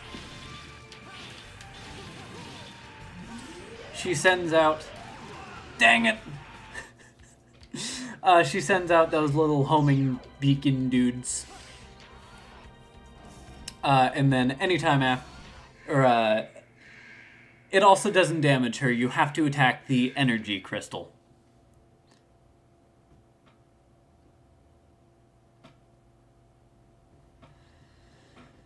Yes, that's so cool. Can we please get a move on, game? Okay, I'll do it. She sounds so disinterested. Okay, I'll do it. Ah. Iris! Iris! Iris. Ah, dang it. Okay. Not too bad.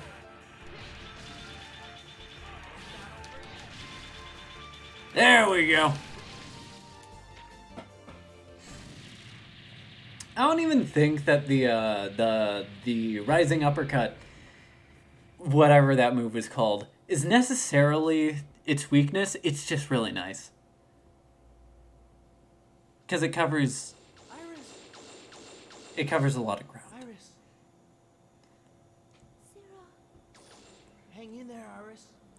please, stay away from Replifos. Let's live together. In a world where only Reploids exist. Iris, there's no world just for Reploid. It's only a fantasy. Yes, I know, but I wanted to believe it. I wanted to live in a world where only Reploids exist with you. Iris!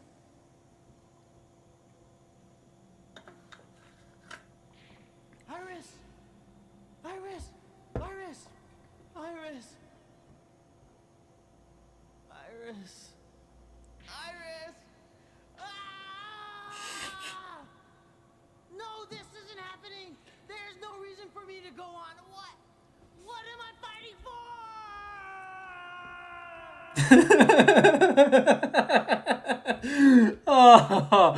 Oh, and there it is, the most iconic, probably zero line ever. Oh, it's so good. But yeah, fun fact: every English voice actor for... Right, I said I was going to do the top path. Every English voice actor for Zero has taken their shot at re-recording that line. And it's not like redone with a new script or anything. No, they just straight up take the part while he's going, Iris! Iris! Iris! and then just do the scream, and oh, it's so good. Once again, if y'all would like me to do a dub of that, even if it's just like a YouTube short or something, let me know, and I am more than happy to oblige.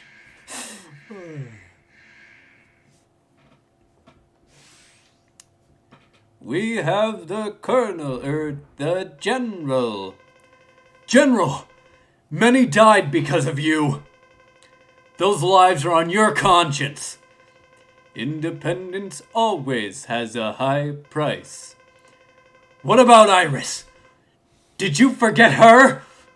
I have no regrets. It was our destiny to fight. Come on, Zero. Now, as you can tell, can't exactly...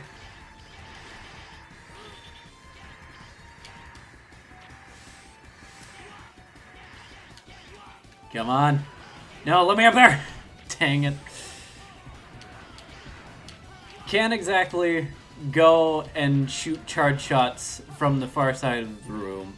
So I guess we'll actually have to fight General. Alright.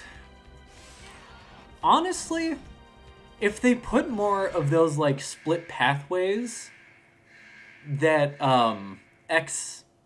that you could play through once with, you know, the first character that you play as, and then you can go and replay the game as the other character and do that other path, aside from, like, you know, the collectibles. Dang it. No. I keep forgetting that you want to go over here and then just sit in this corner. Slash him in the head. Bonk him on the head. Dang it. Alright. I guess I'll actually fight fair. Yeah, this boss fight, I certainly believe, while it's definitely possible as Zero, it's not very fun as Zero. Because you're pretty much just trading blows with him. And also, yeah, how's that slicing through enemy projectiles working for us? But because it's very much a tiny thing that you have to hit. Ooh. Ah. Also, I have been regularly hydrating throughout the stream, so I'm not going to personally hydrate right now, but this is y'all's reminder to stay hydrated.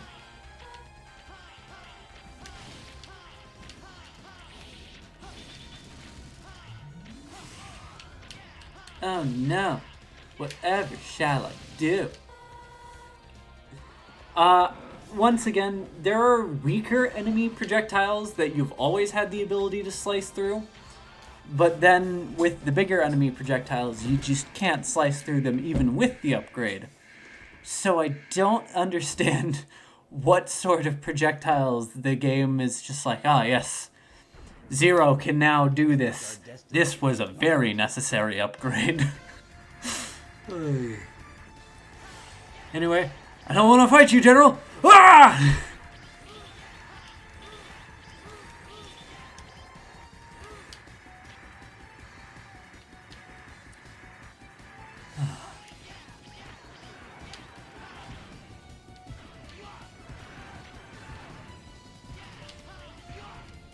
Dang it. Also, one thing that I should mention, you jerk! Just like doing a dash jump, or an air dash, you cannot, double jump. Like, I can't double jump and then air dash, or dash jump and then double jump. It's kind of like Megaman X3, how you had what was essentially a double jump. Come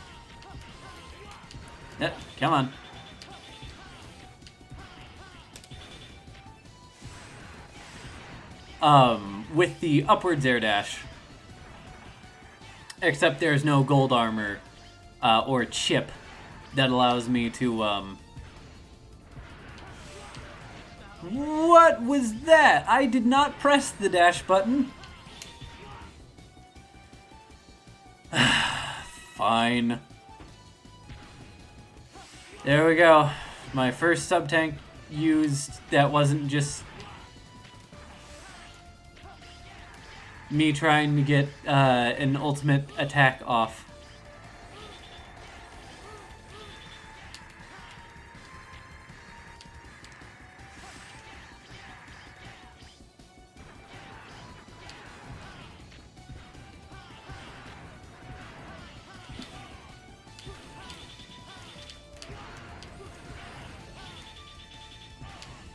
It's certainly not my favorite thing in the world, and I'm not using both of my sub-tanks for general.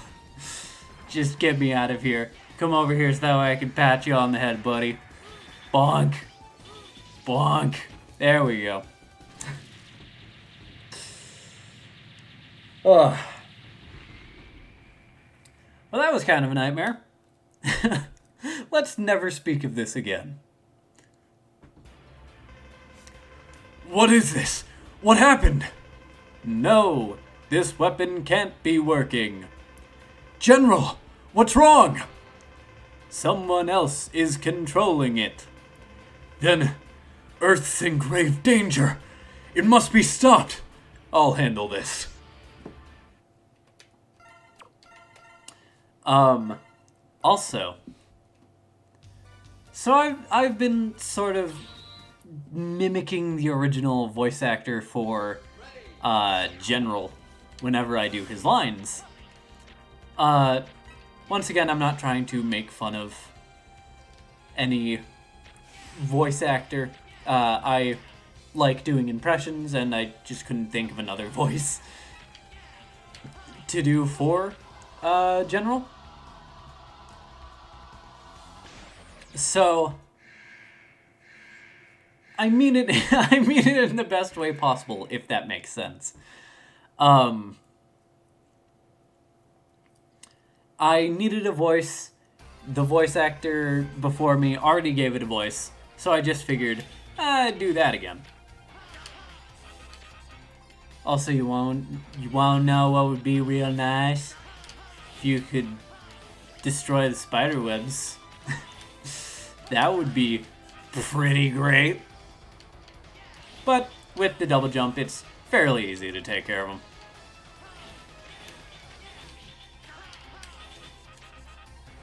them. So especially if I do impressions of characters, especially if, you know, it's a very distinctive or iconic voice. Like when I play through the Castlevania Symphony of the Night. Not the Castlevania Symphony of the Night, but Castlevania Symphony of the Night. I might do impressions, especially for like bits, because all the dialogue in that game is voiced. I'm not trying to make fun of the character and go, haha, it's bad. I'm doing an impression because I'm just like, yo, this voice is iconic and I love it. And once again, it's that thing, like, sure, something can be seen as, oh, this is objectively bad. Okay, it's very enjoyable. Yeah, I can do that too. Except mine's cooler, because it's with an energy sword.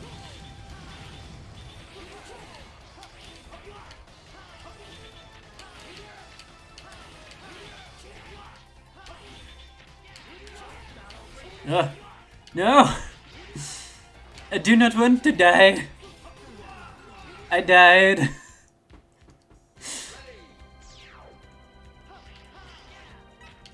I don't even remember what your weakness is, my dude. But, yeah.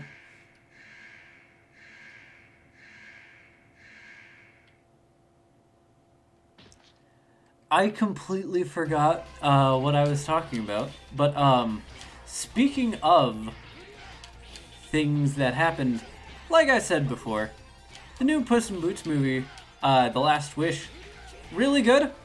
Just saw it in theaters, and I have been trying not to just make this entire stream, this was one of the best movies I've seen in a while, I recommend everybody go and watch it, and just turn it into essentially like a light review of the new Puss in Boots movie, because, you know, that's not what people came here for. They came here for Megaman X and hopefully to watch me play it. Which is going swimmingly, apparently. I did not have this much problem with Dude before. But then again, I also didn't have to fight 6 other Mavericks at the same time, so I could play with a bit more of reckless abandon and be perfectly fine. Oh gods, I don't want to get a game over here.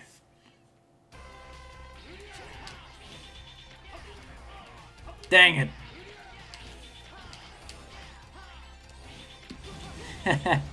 Loser. I know that's not your weakness, but I just wanted to hit you with it because he made you.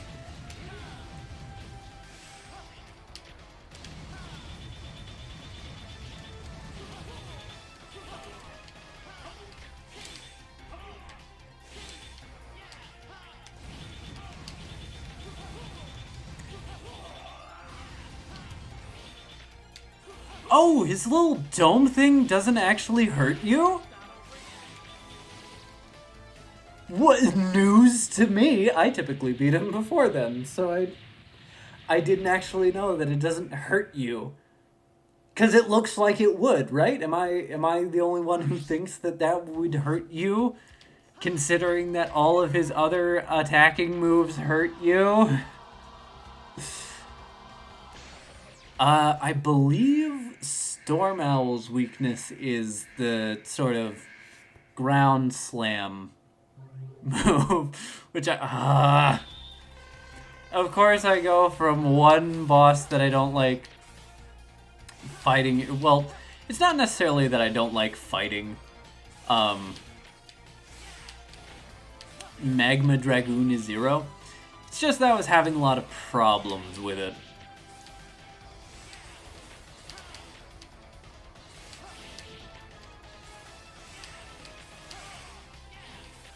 Alright. Here we go. No! It was because I said so. What?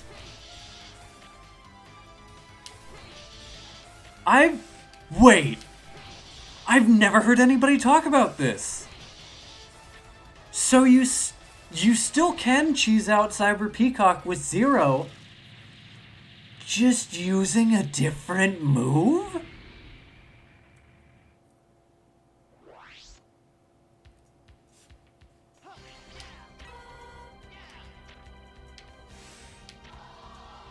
My mind is absolutely blown right now.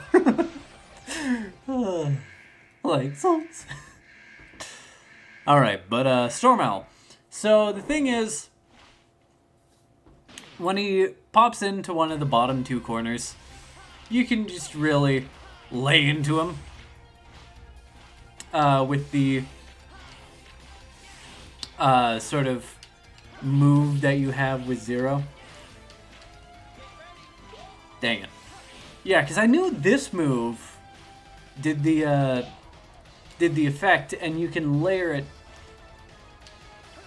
You can sort of get it multiple times if you get him in the corner. As you saw, that did a lot more damage than just the one hitting him did. Yeah, so you always want to make sure you hit him with as many of those big energy bullets as you can. But, wow. Sorry my commentary kind of broke down there.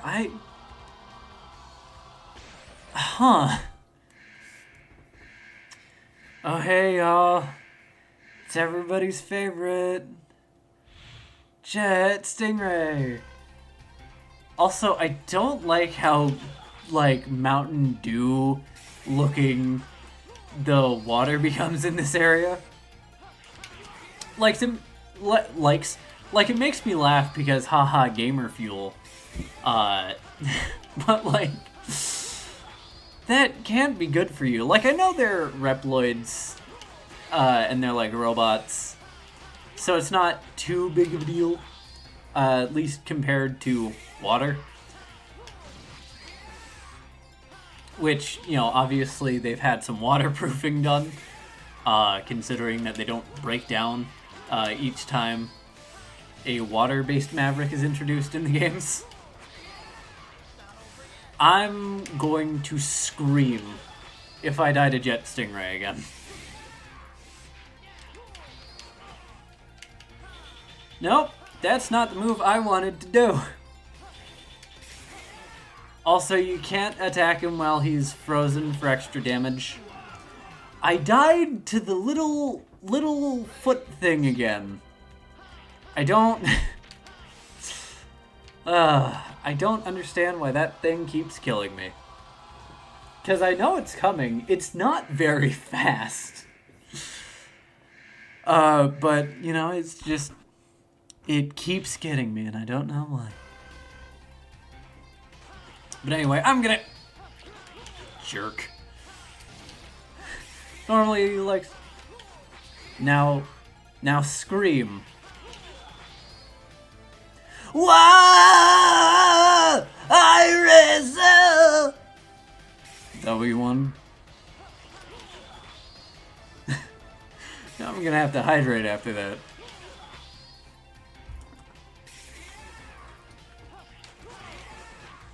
You saw my ice slash come out. My Hyoretsusan. You should have been hit by that. Or maybe you were talking about, like, in the Parappa the Rapper sense, you know, the, everybody say ho! Say ho, ho! Say ho, ho, ho! Now scream! In that sense, you said, oh, right, because I died to Jester. Ah! There. I haven't actually set up my sound foam that I just got for Christmas, so I'm sure the neighbors and or my roommate very much enjoyed that.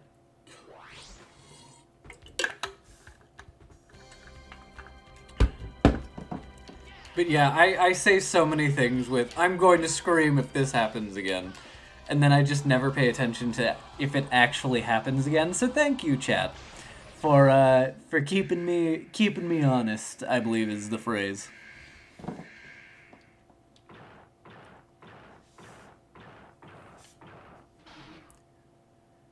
Also, very much reminds me of Frostman from Megaman 8. And it took all of my willpower each time I went to voice him to not just do the Frostman, crush you, make popsicles of you, that Frostman does in Megaman 8. Dang it, I keep attacking just a bit too early.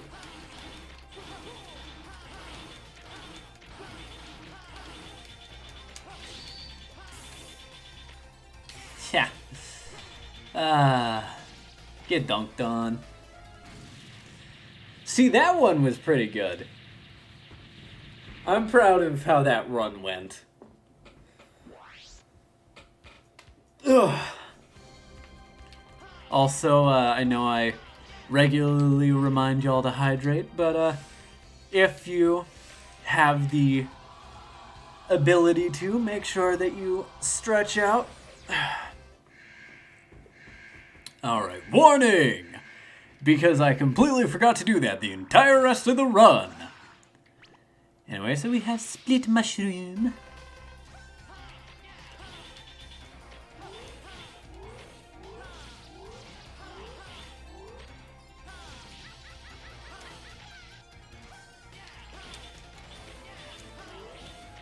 Alright. Now I shouldn't have to take damage that, well, have to take damage. I shouldn't take damage if I play my cards right.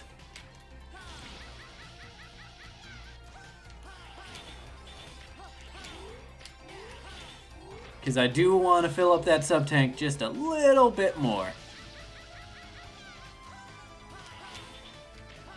And once again, I'm not getting rid of the soul bodies because of the ability that lets me slash through enemy projectiles. You're joking. It's gonna be on the left. Yeah! Got him. That's not happening because I have the ability to slash through enemy projectiles. It is happening because I'm using Split Mushroom's weakness on him. Alright, and with that, just barely not enough to fill up the sub-tank fully. And I believe we've saved Slash Beast for last. Funnily enough, I'm pretty sure that was the last Maverick I beat normally, so I guess it's fitting. Although now I'm curious as to what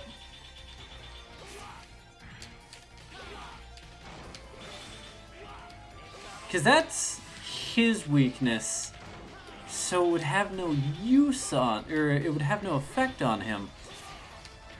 What? Can just some bosses be stunned with Zero and some cannot? It completely friggin' threw me off that... No! That, friggin', what do you call it? Cyber Peacock got stunned by an attack that didn't stun him as X. I don't get it. I guess I'll try the ultimate attack? The Giga attack that Zero gets? But, like... No, because that does barely any damage to him. What? I don't understand this game sometimes.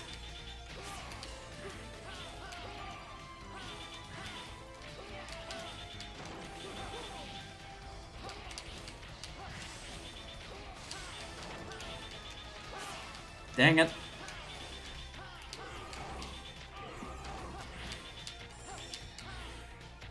Oh. Oh. No! Please.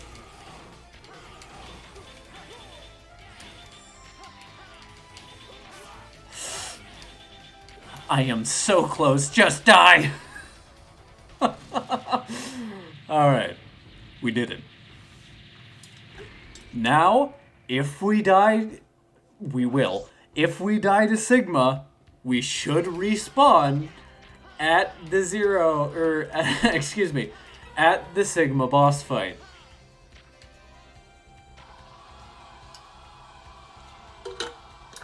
Because it counts it as Final Weapon Part 2, essentially.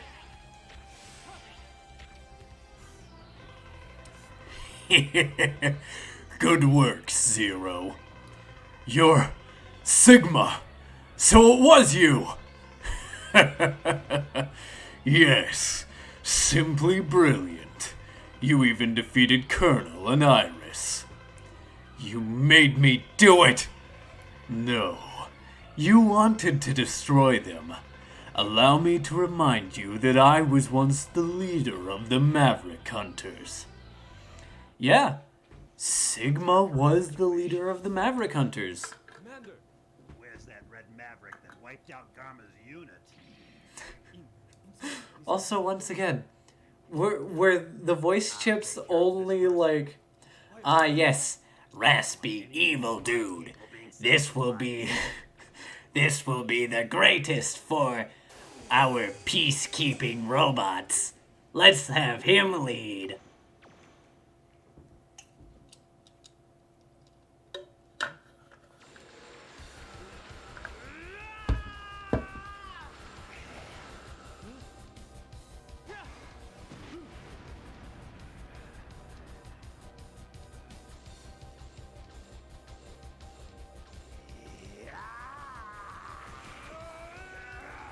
Also, I like that Sigma's battle body looks very similar, if not the same, to the one that he had in Megaman X1. He was the leader of the Maverick Hunters. He was pretty much untouchable.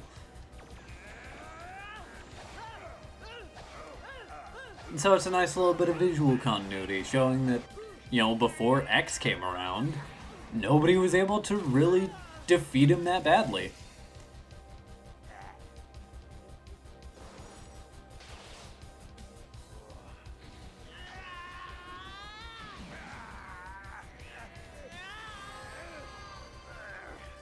Also, if you'll notice, Sigma doesn't have his purple face scars? Purple face things. Because once again, Sigma's a robot. Do robots get, like, tissue damage? Is there living tissue on this robot? Is that what their faces are made out of? Like, questions that they probably never really thought about while designing these characters.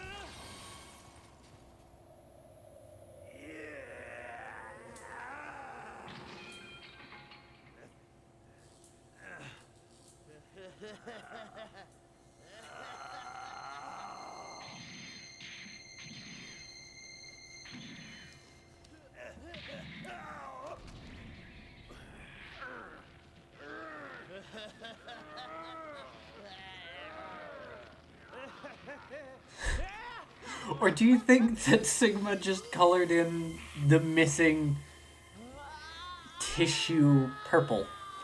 Because unless I'm mistaken, the like scar lines on his face are typically purple. Correct me if I'm wrong about that, Chad. Look, it's Commander Sigma. Incredible. Now I'm certain there's no one who's a match for the commander. What? Take that Red Maverick to the repair center and call Dr. Kane. I wish to have that Maverick studied. Commander, are you okay?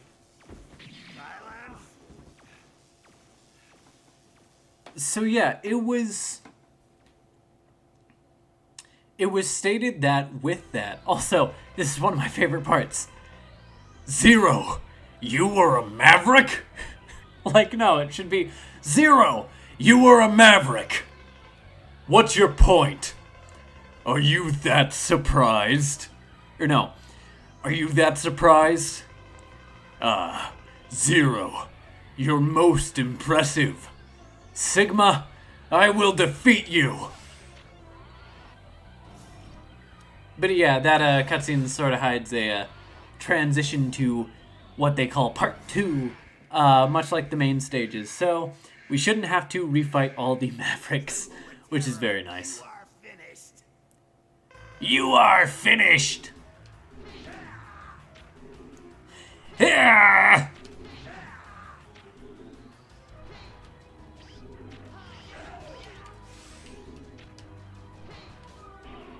I am very bad at timing that, apparently. There we go. And then he shows up on the other side. 1, 2. 1, 2, T. It's 1, 2, T, 4. Okay. Gotta do a 4 count. Yeah, we are very much not gonna beat him. 1, 2, T, 4. There we go. Are you ready for round 2? I've been waiting for you, Zero. It's time for us to settle this.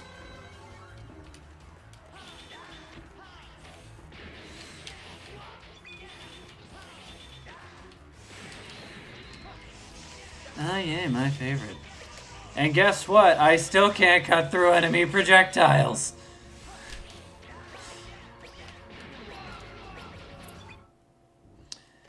Alright. See? So, yeah. Unfortunately, I think this is going to take a bit longer with Zero than it did as X.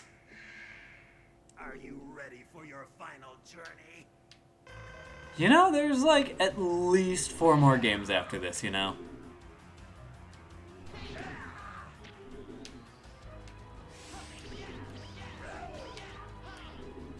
So, like, it's a bit presumptuous to say that this is our final journey.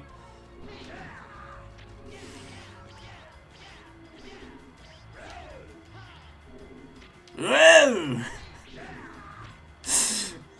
I never really paid too much attention to what Sigma screams when he does that. Oh! Oh! There we go. Is it electricity? Is that your weakness? Please tell me that's your weakness.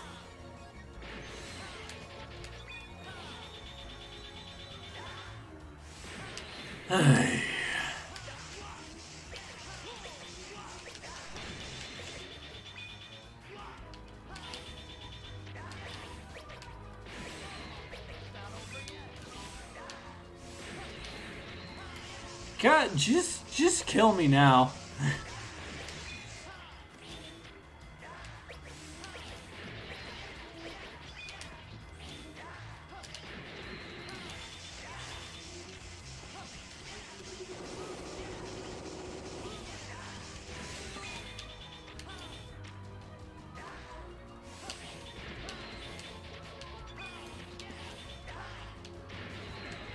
There we go. Whew. Cutting it a little bit close with that one, but that's fine. Alright, see me as I am, and not for who I once was, Zero. I was a bad guy, but now I'm a bad guy with a really cool mech. You're finished, Zero. Iris is waiting for you. You are finished.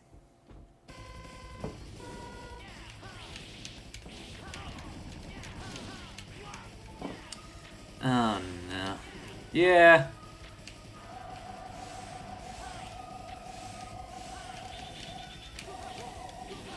Sigma face and whatnot, even though they take more damage from Zero's like Zet Saber and whatnot, doesn't make up for the fact that this is gonna take a while. Come on. There we go. Dang it. Still beat it. Alright.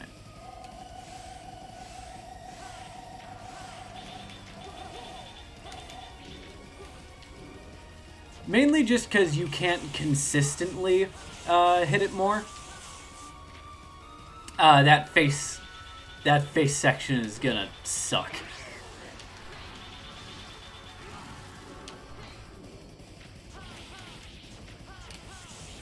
Also, once again, because this is the final boss, I don't mind using all of my sub-tanks. And watch as I die, and then immediately regret that decision.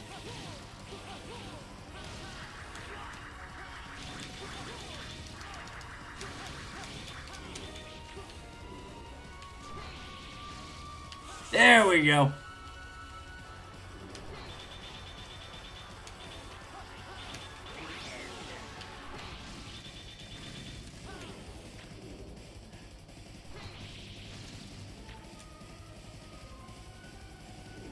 But overall, I very much enjoy Zero's playstyle in this game, and future games, because it doesn't really change that much throughout the rest of the series. I'll just use this as a quick break. Dang it. No! Die. Die! Yes! Okay. Now, I just need to be pretty much perfect. I accidentally pressed the wrong button. No! Now I have to do that with no sub-tanks. Okay. What we're gonna do is we're going to aim to not get hit throughout the first 2 phases. And if at all possible, not get hit for anything else. We'll see how viable that is. As in, probably not very. But I can dream. For the first phase, it's relatively easy to cheese out. But it's for the second phase and onward that I really have a problem.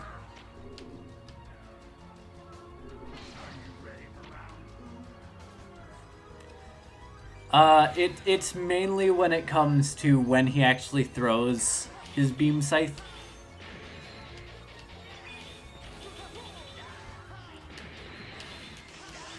Because the most common one you're gonna get is it going into the ground and then those friggin' boomerangs.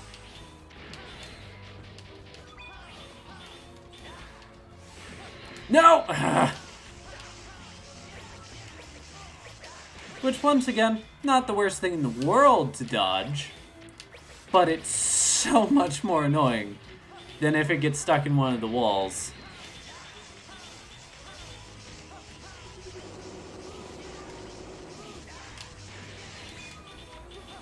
See, like, that's so much more manageable.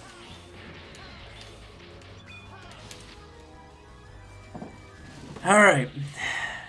So it might look like we're entering with a lot more health, but in reality we had 2 extra health bars that previous run. So, yeah. Ha ha ha. Iris is waiting for you, that's just mean.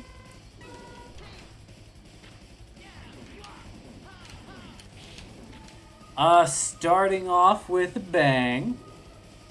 Please do the push. No.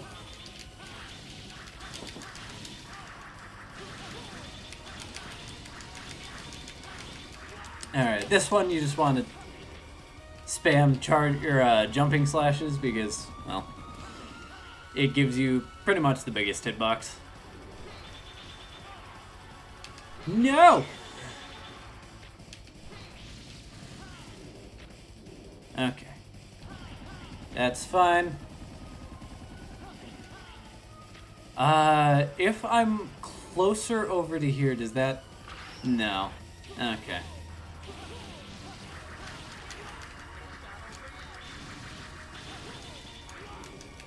And you aren't damaged at all by that. Get out of here. Oh, no. I'm so sorry, chat. A lot of these runs are probably just going to be, like, pretty much forfeit because I don't have any sub-tanks, and I'm not the greatest at fighting this final boss.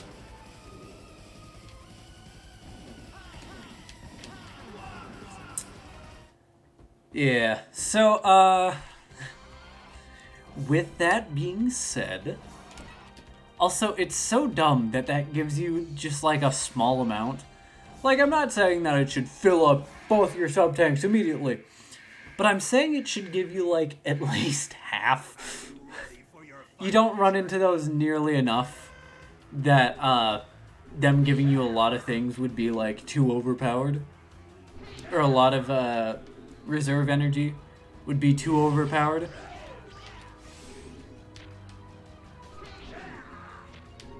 Alright. I am playing a bit more dangerously with doing sort of the predictive flaming uppercuts there. Rising slashes, whatever you want to call it. But it's just to make sure he doesn't get any of those projectiles out, because unless I'm doing something wrong, which could be entirely the case, I'm pretty sure once he fires that little projectile, you can't move out of the way when you do a rising uppercut. Oh, hello. It would help if I actually paid attention to the game I was playing.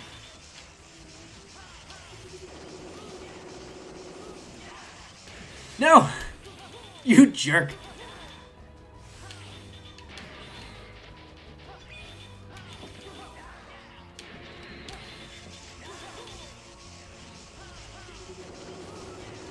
Okay. So this is going a bit better. Let me not jinx anything.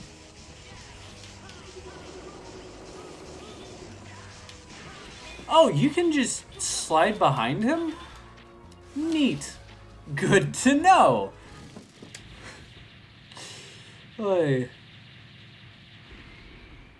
Well, that goes so much easier if you can just hide behind him. I'm sure if I did a full combo slash that it would, like, hit me.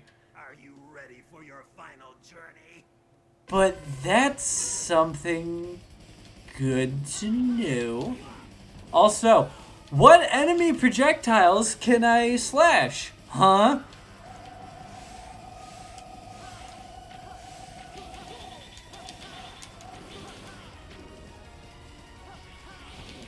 Why are you giving me this one? Just stop giving me that one. Oh, perfect. Oh no, that was a bit too close. Can you actually back up, Zero?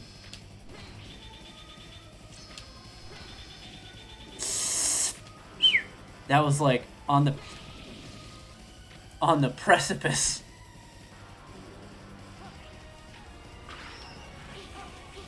What? Alright, it's not over yet, but it's about to be. I'm big mad. Alright. Oh my god, stop!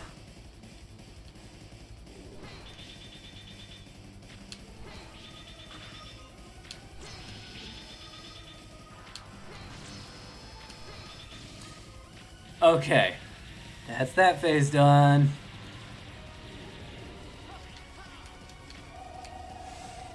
Oh, thank you.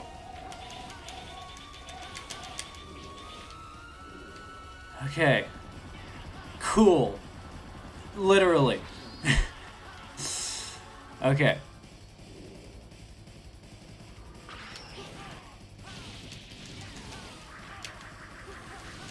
No. Come on. I'm going to destroy you. Okay, what?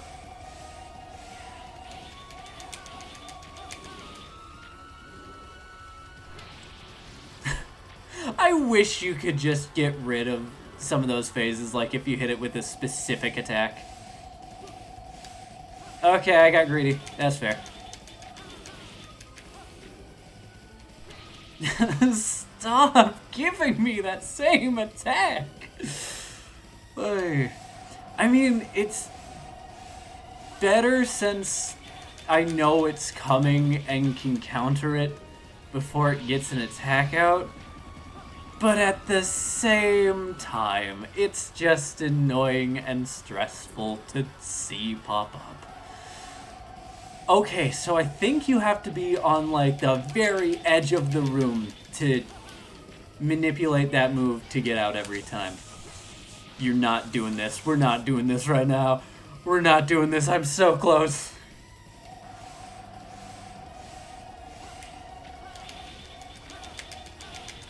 Oh, please. Yes! Let's go!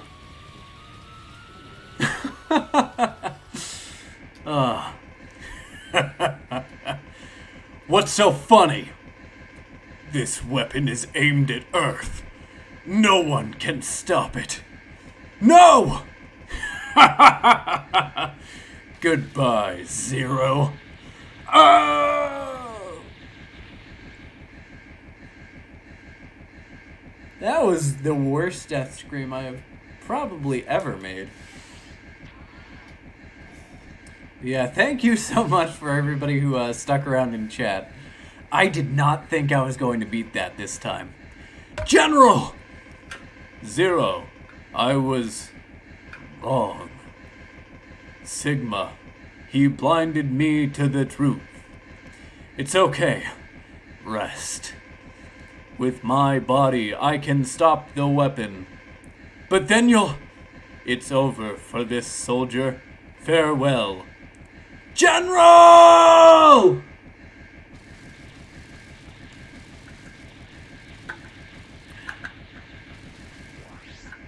And you know what?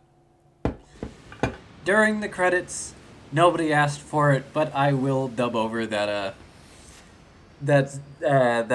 Zero scene, because I just want to.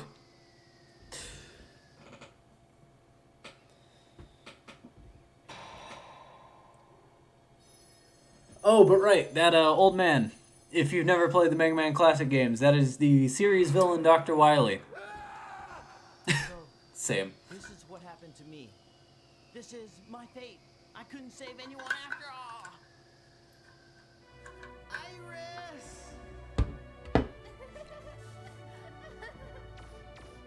Please stop, brother. Zero. Iris, did we Reploids all turn out to be Mavericks after all? He doesn't even talk to X in this version. Like, I don't even think X was mentioned in the entirety of Zero's playthrough of Mega Man X4, even though there are scenes where X talks to Zero. Huh. I just realized that. Anyway, yes, so that was Mega Man X4, and aside from that, there are no real, like, other codes that I can show you. I played through, Black Zero's playthrough.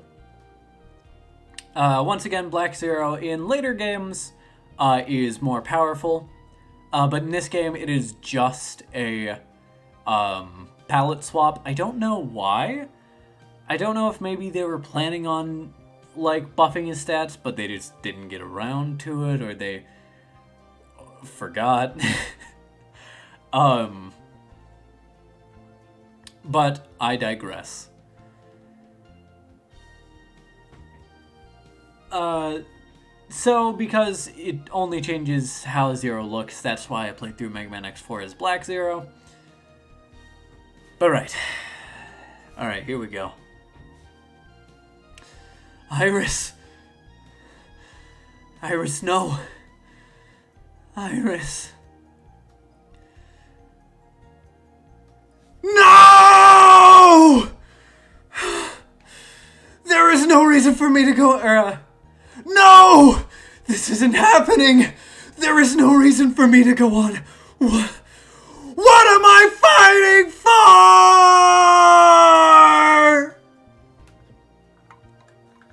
And I apologize if that was a bit too loud for you. I probably should have clarified, or probably should have warned you beforehand.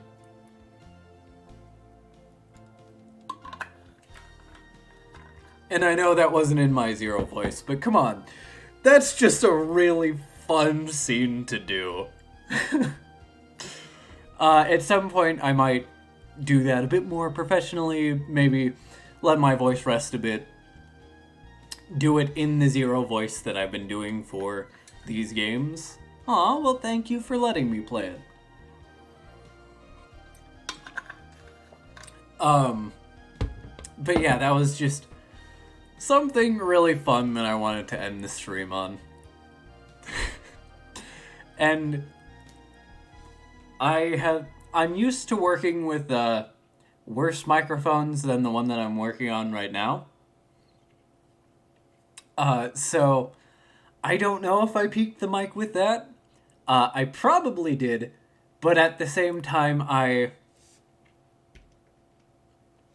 The battle has ended, but for some reason Zero's memories of his past came to haunt his mind. As a hunter, it is his duty to go after those mavericks, and at the same time he knows that it is his destiny to defeat his friend one day. 2 different people, 2 different fates. In the future, Zero's decision will lead 2 great hunters to tragedy. The future is coming. But yes, there isn't anything else that I really want to show you in this game.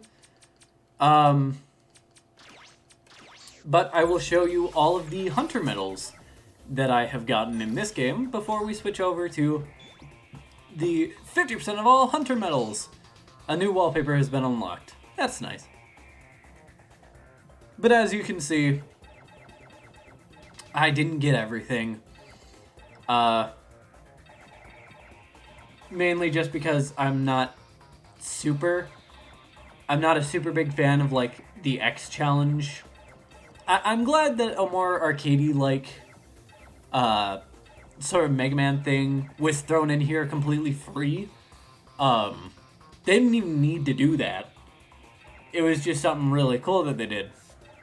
But at the same time, you know, it's just something that completionists can go and get everything.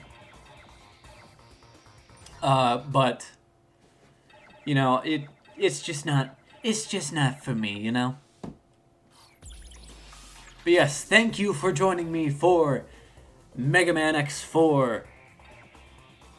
I will see y'all next time with the Megaman X Legacy Collection 2 and Megaman X5. Until then, this has been Max CVA, also known as Fioka the Leader. Peace.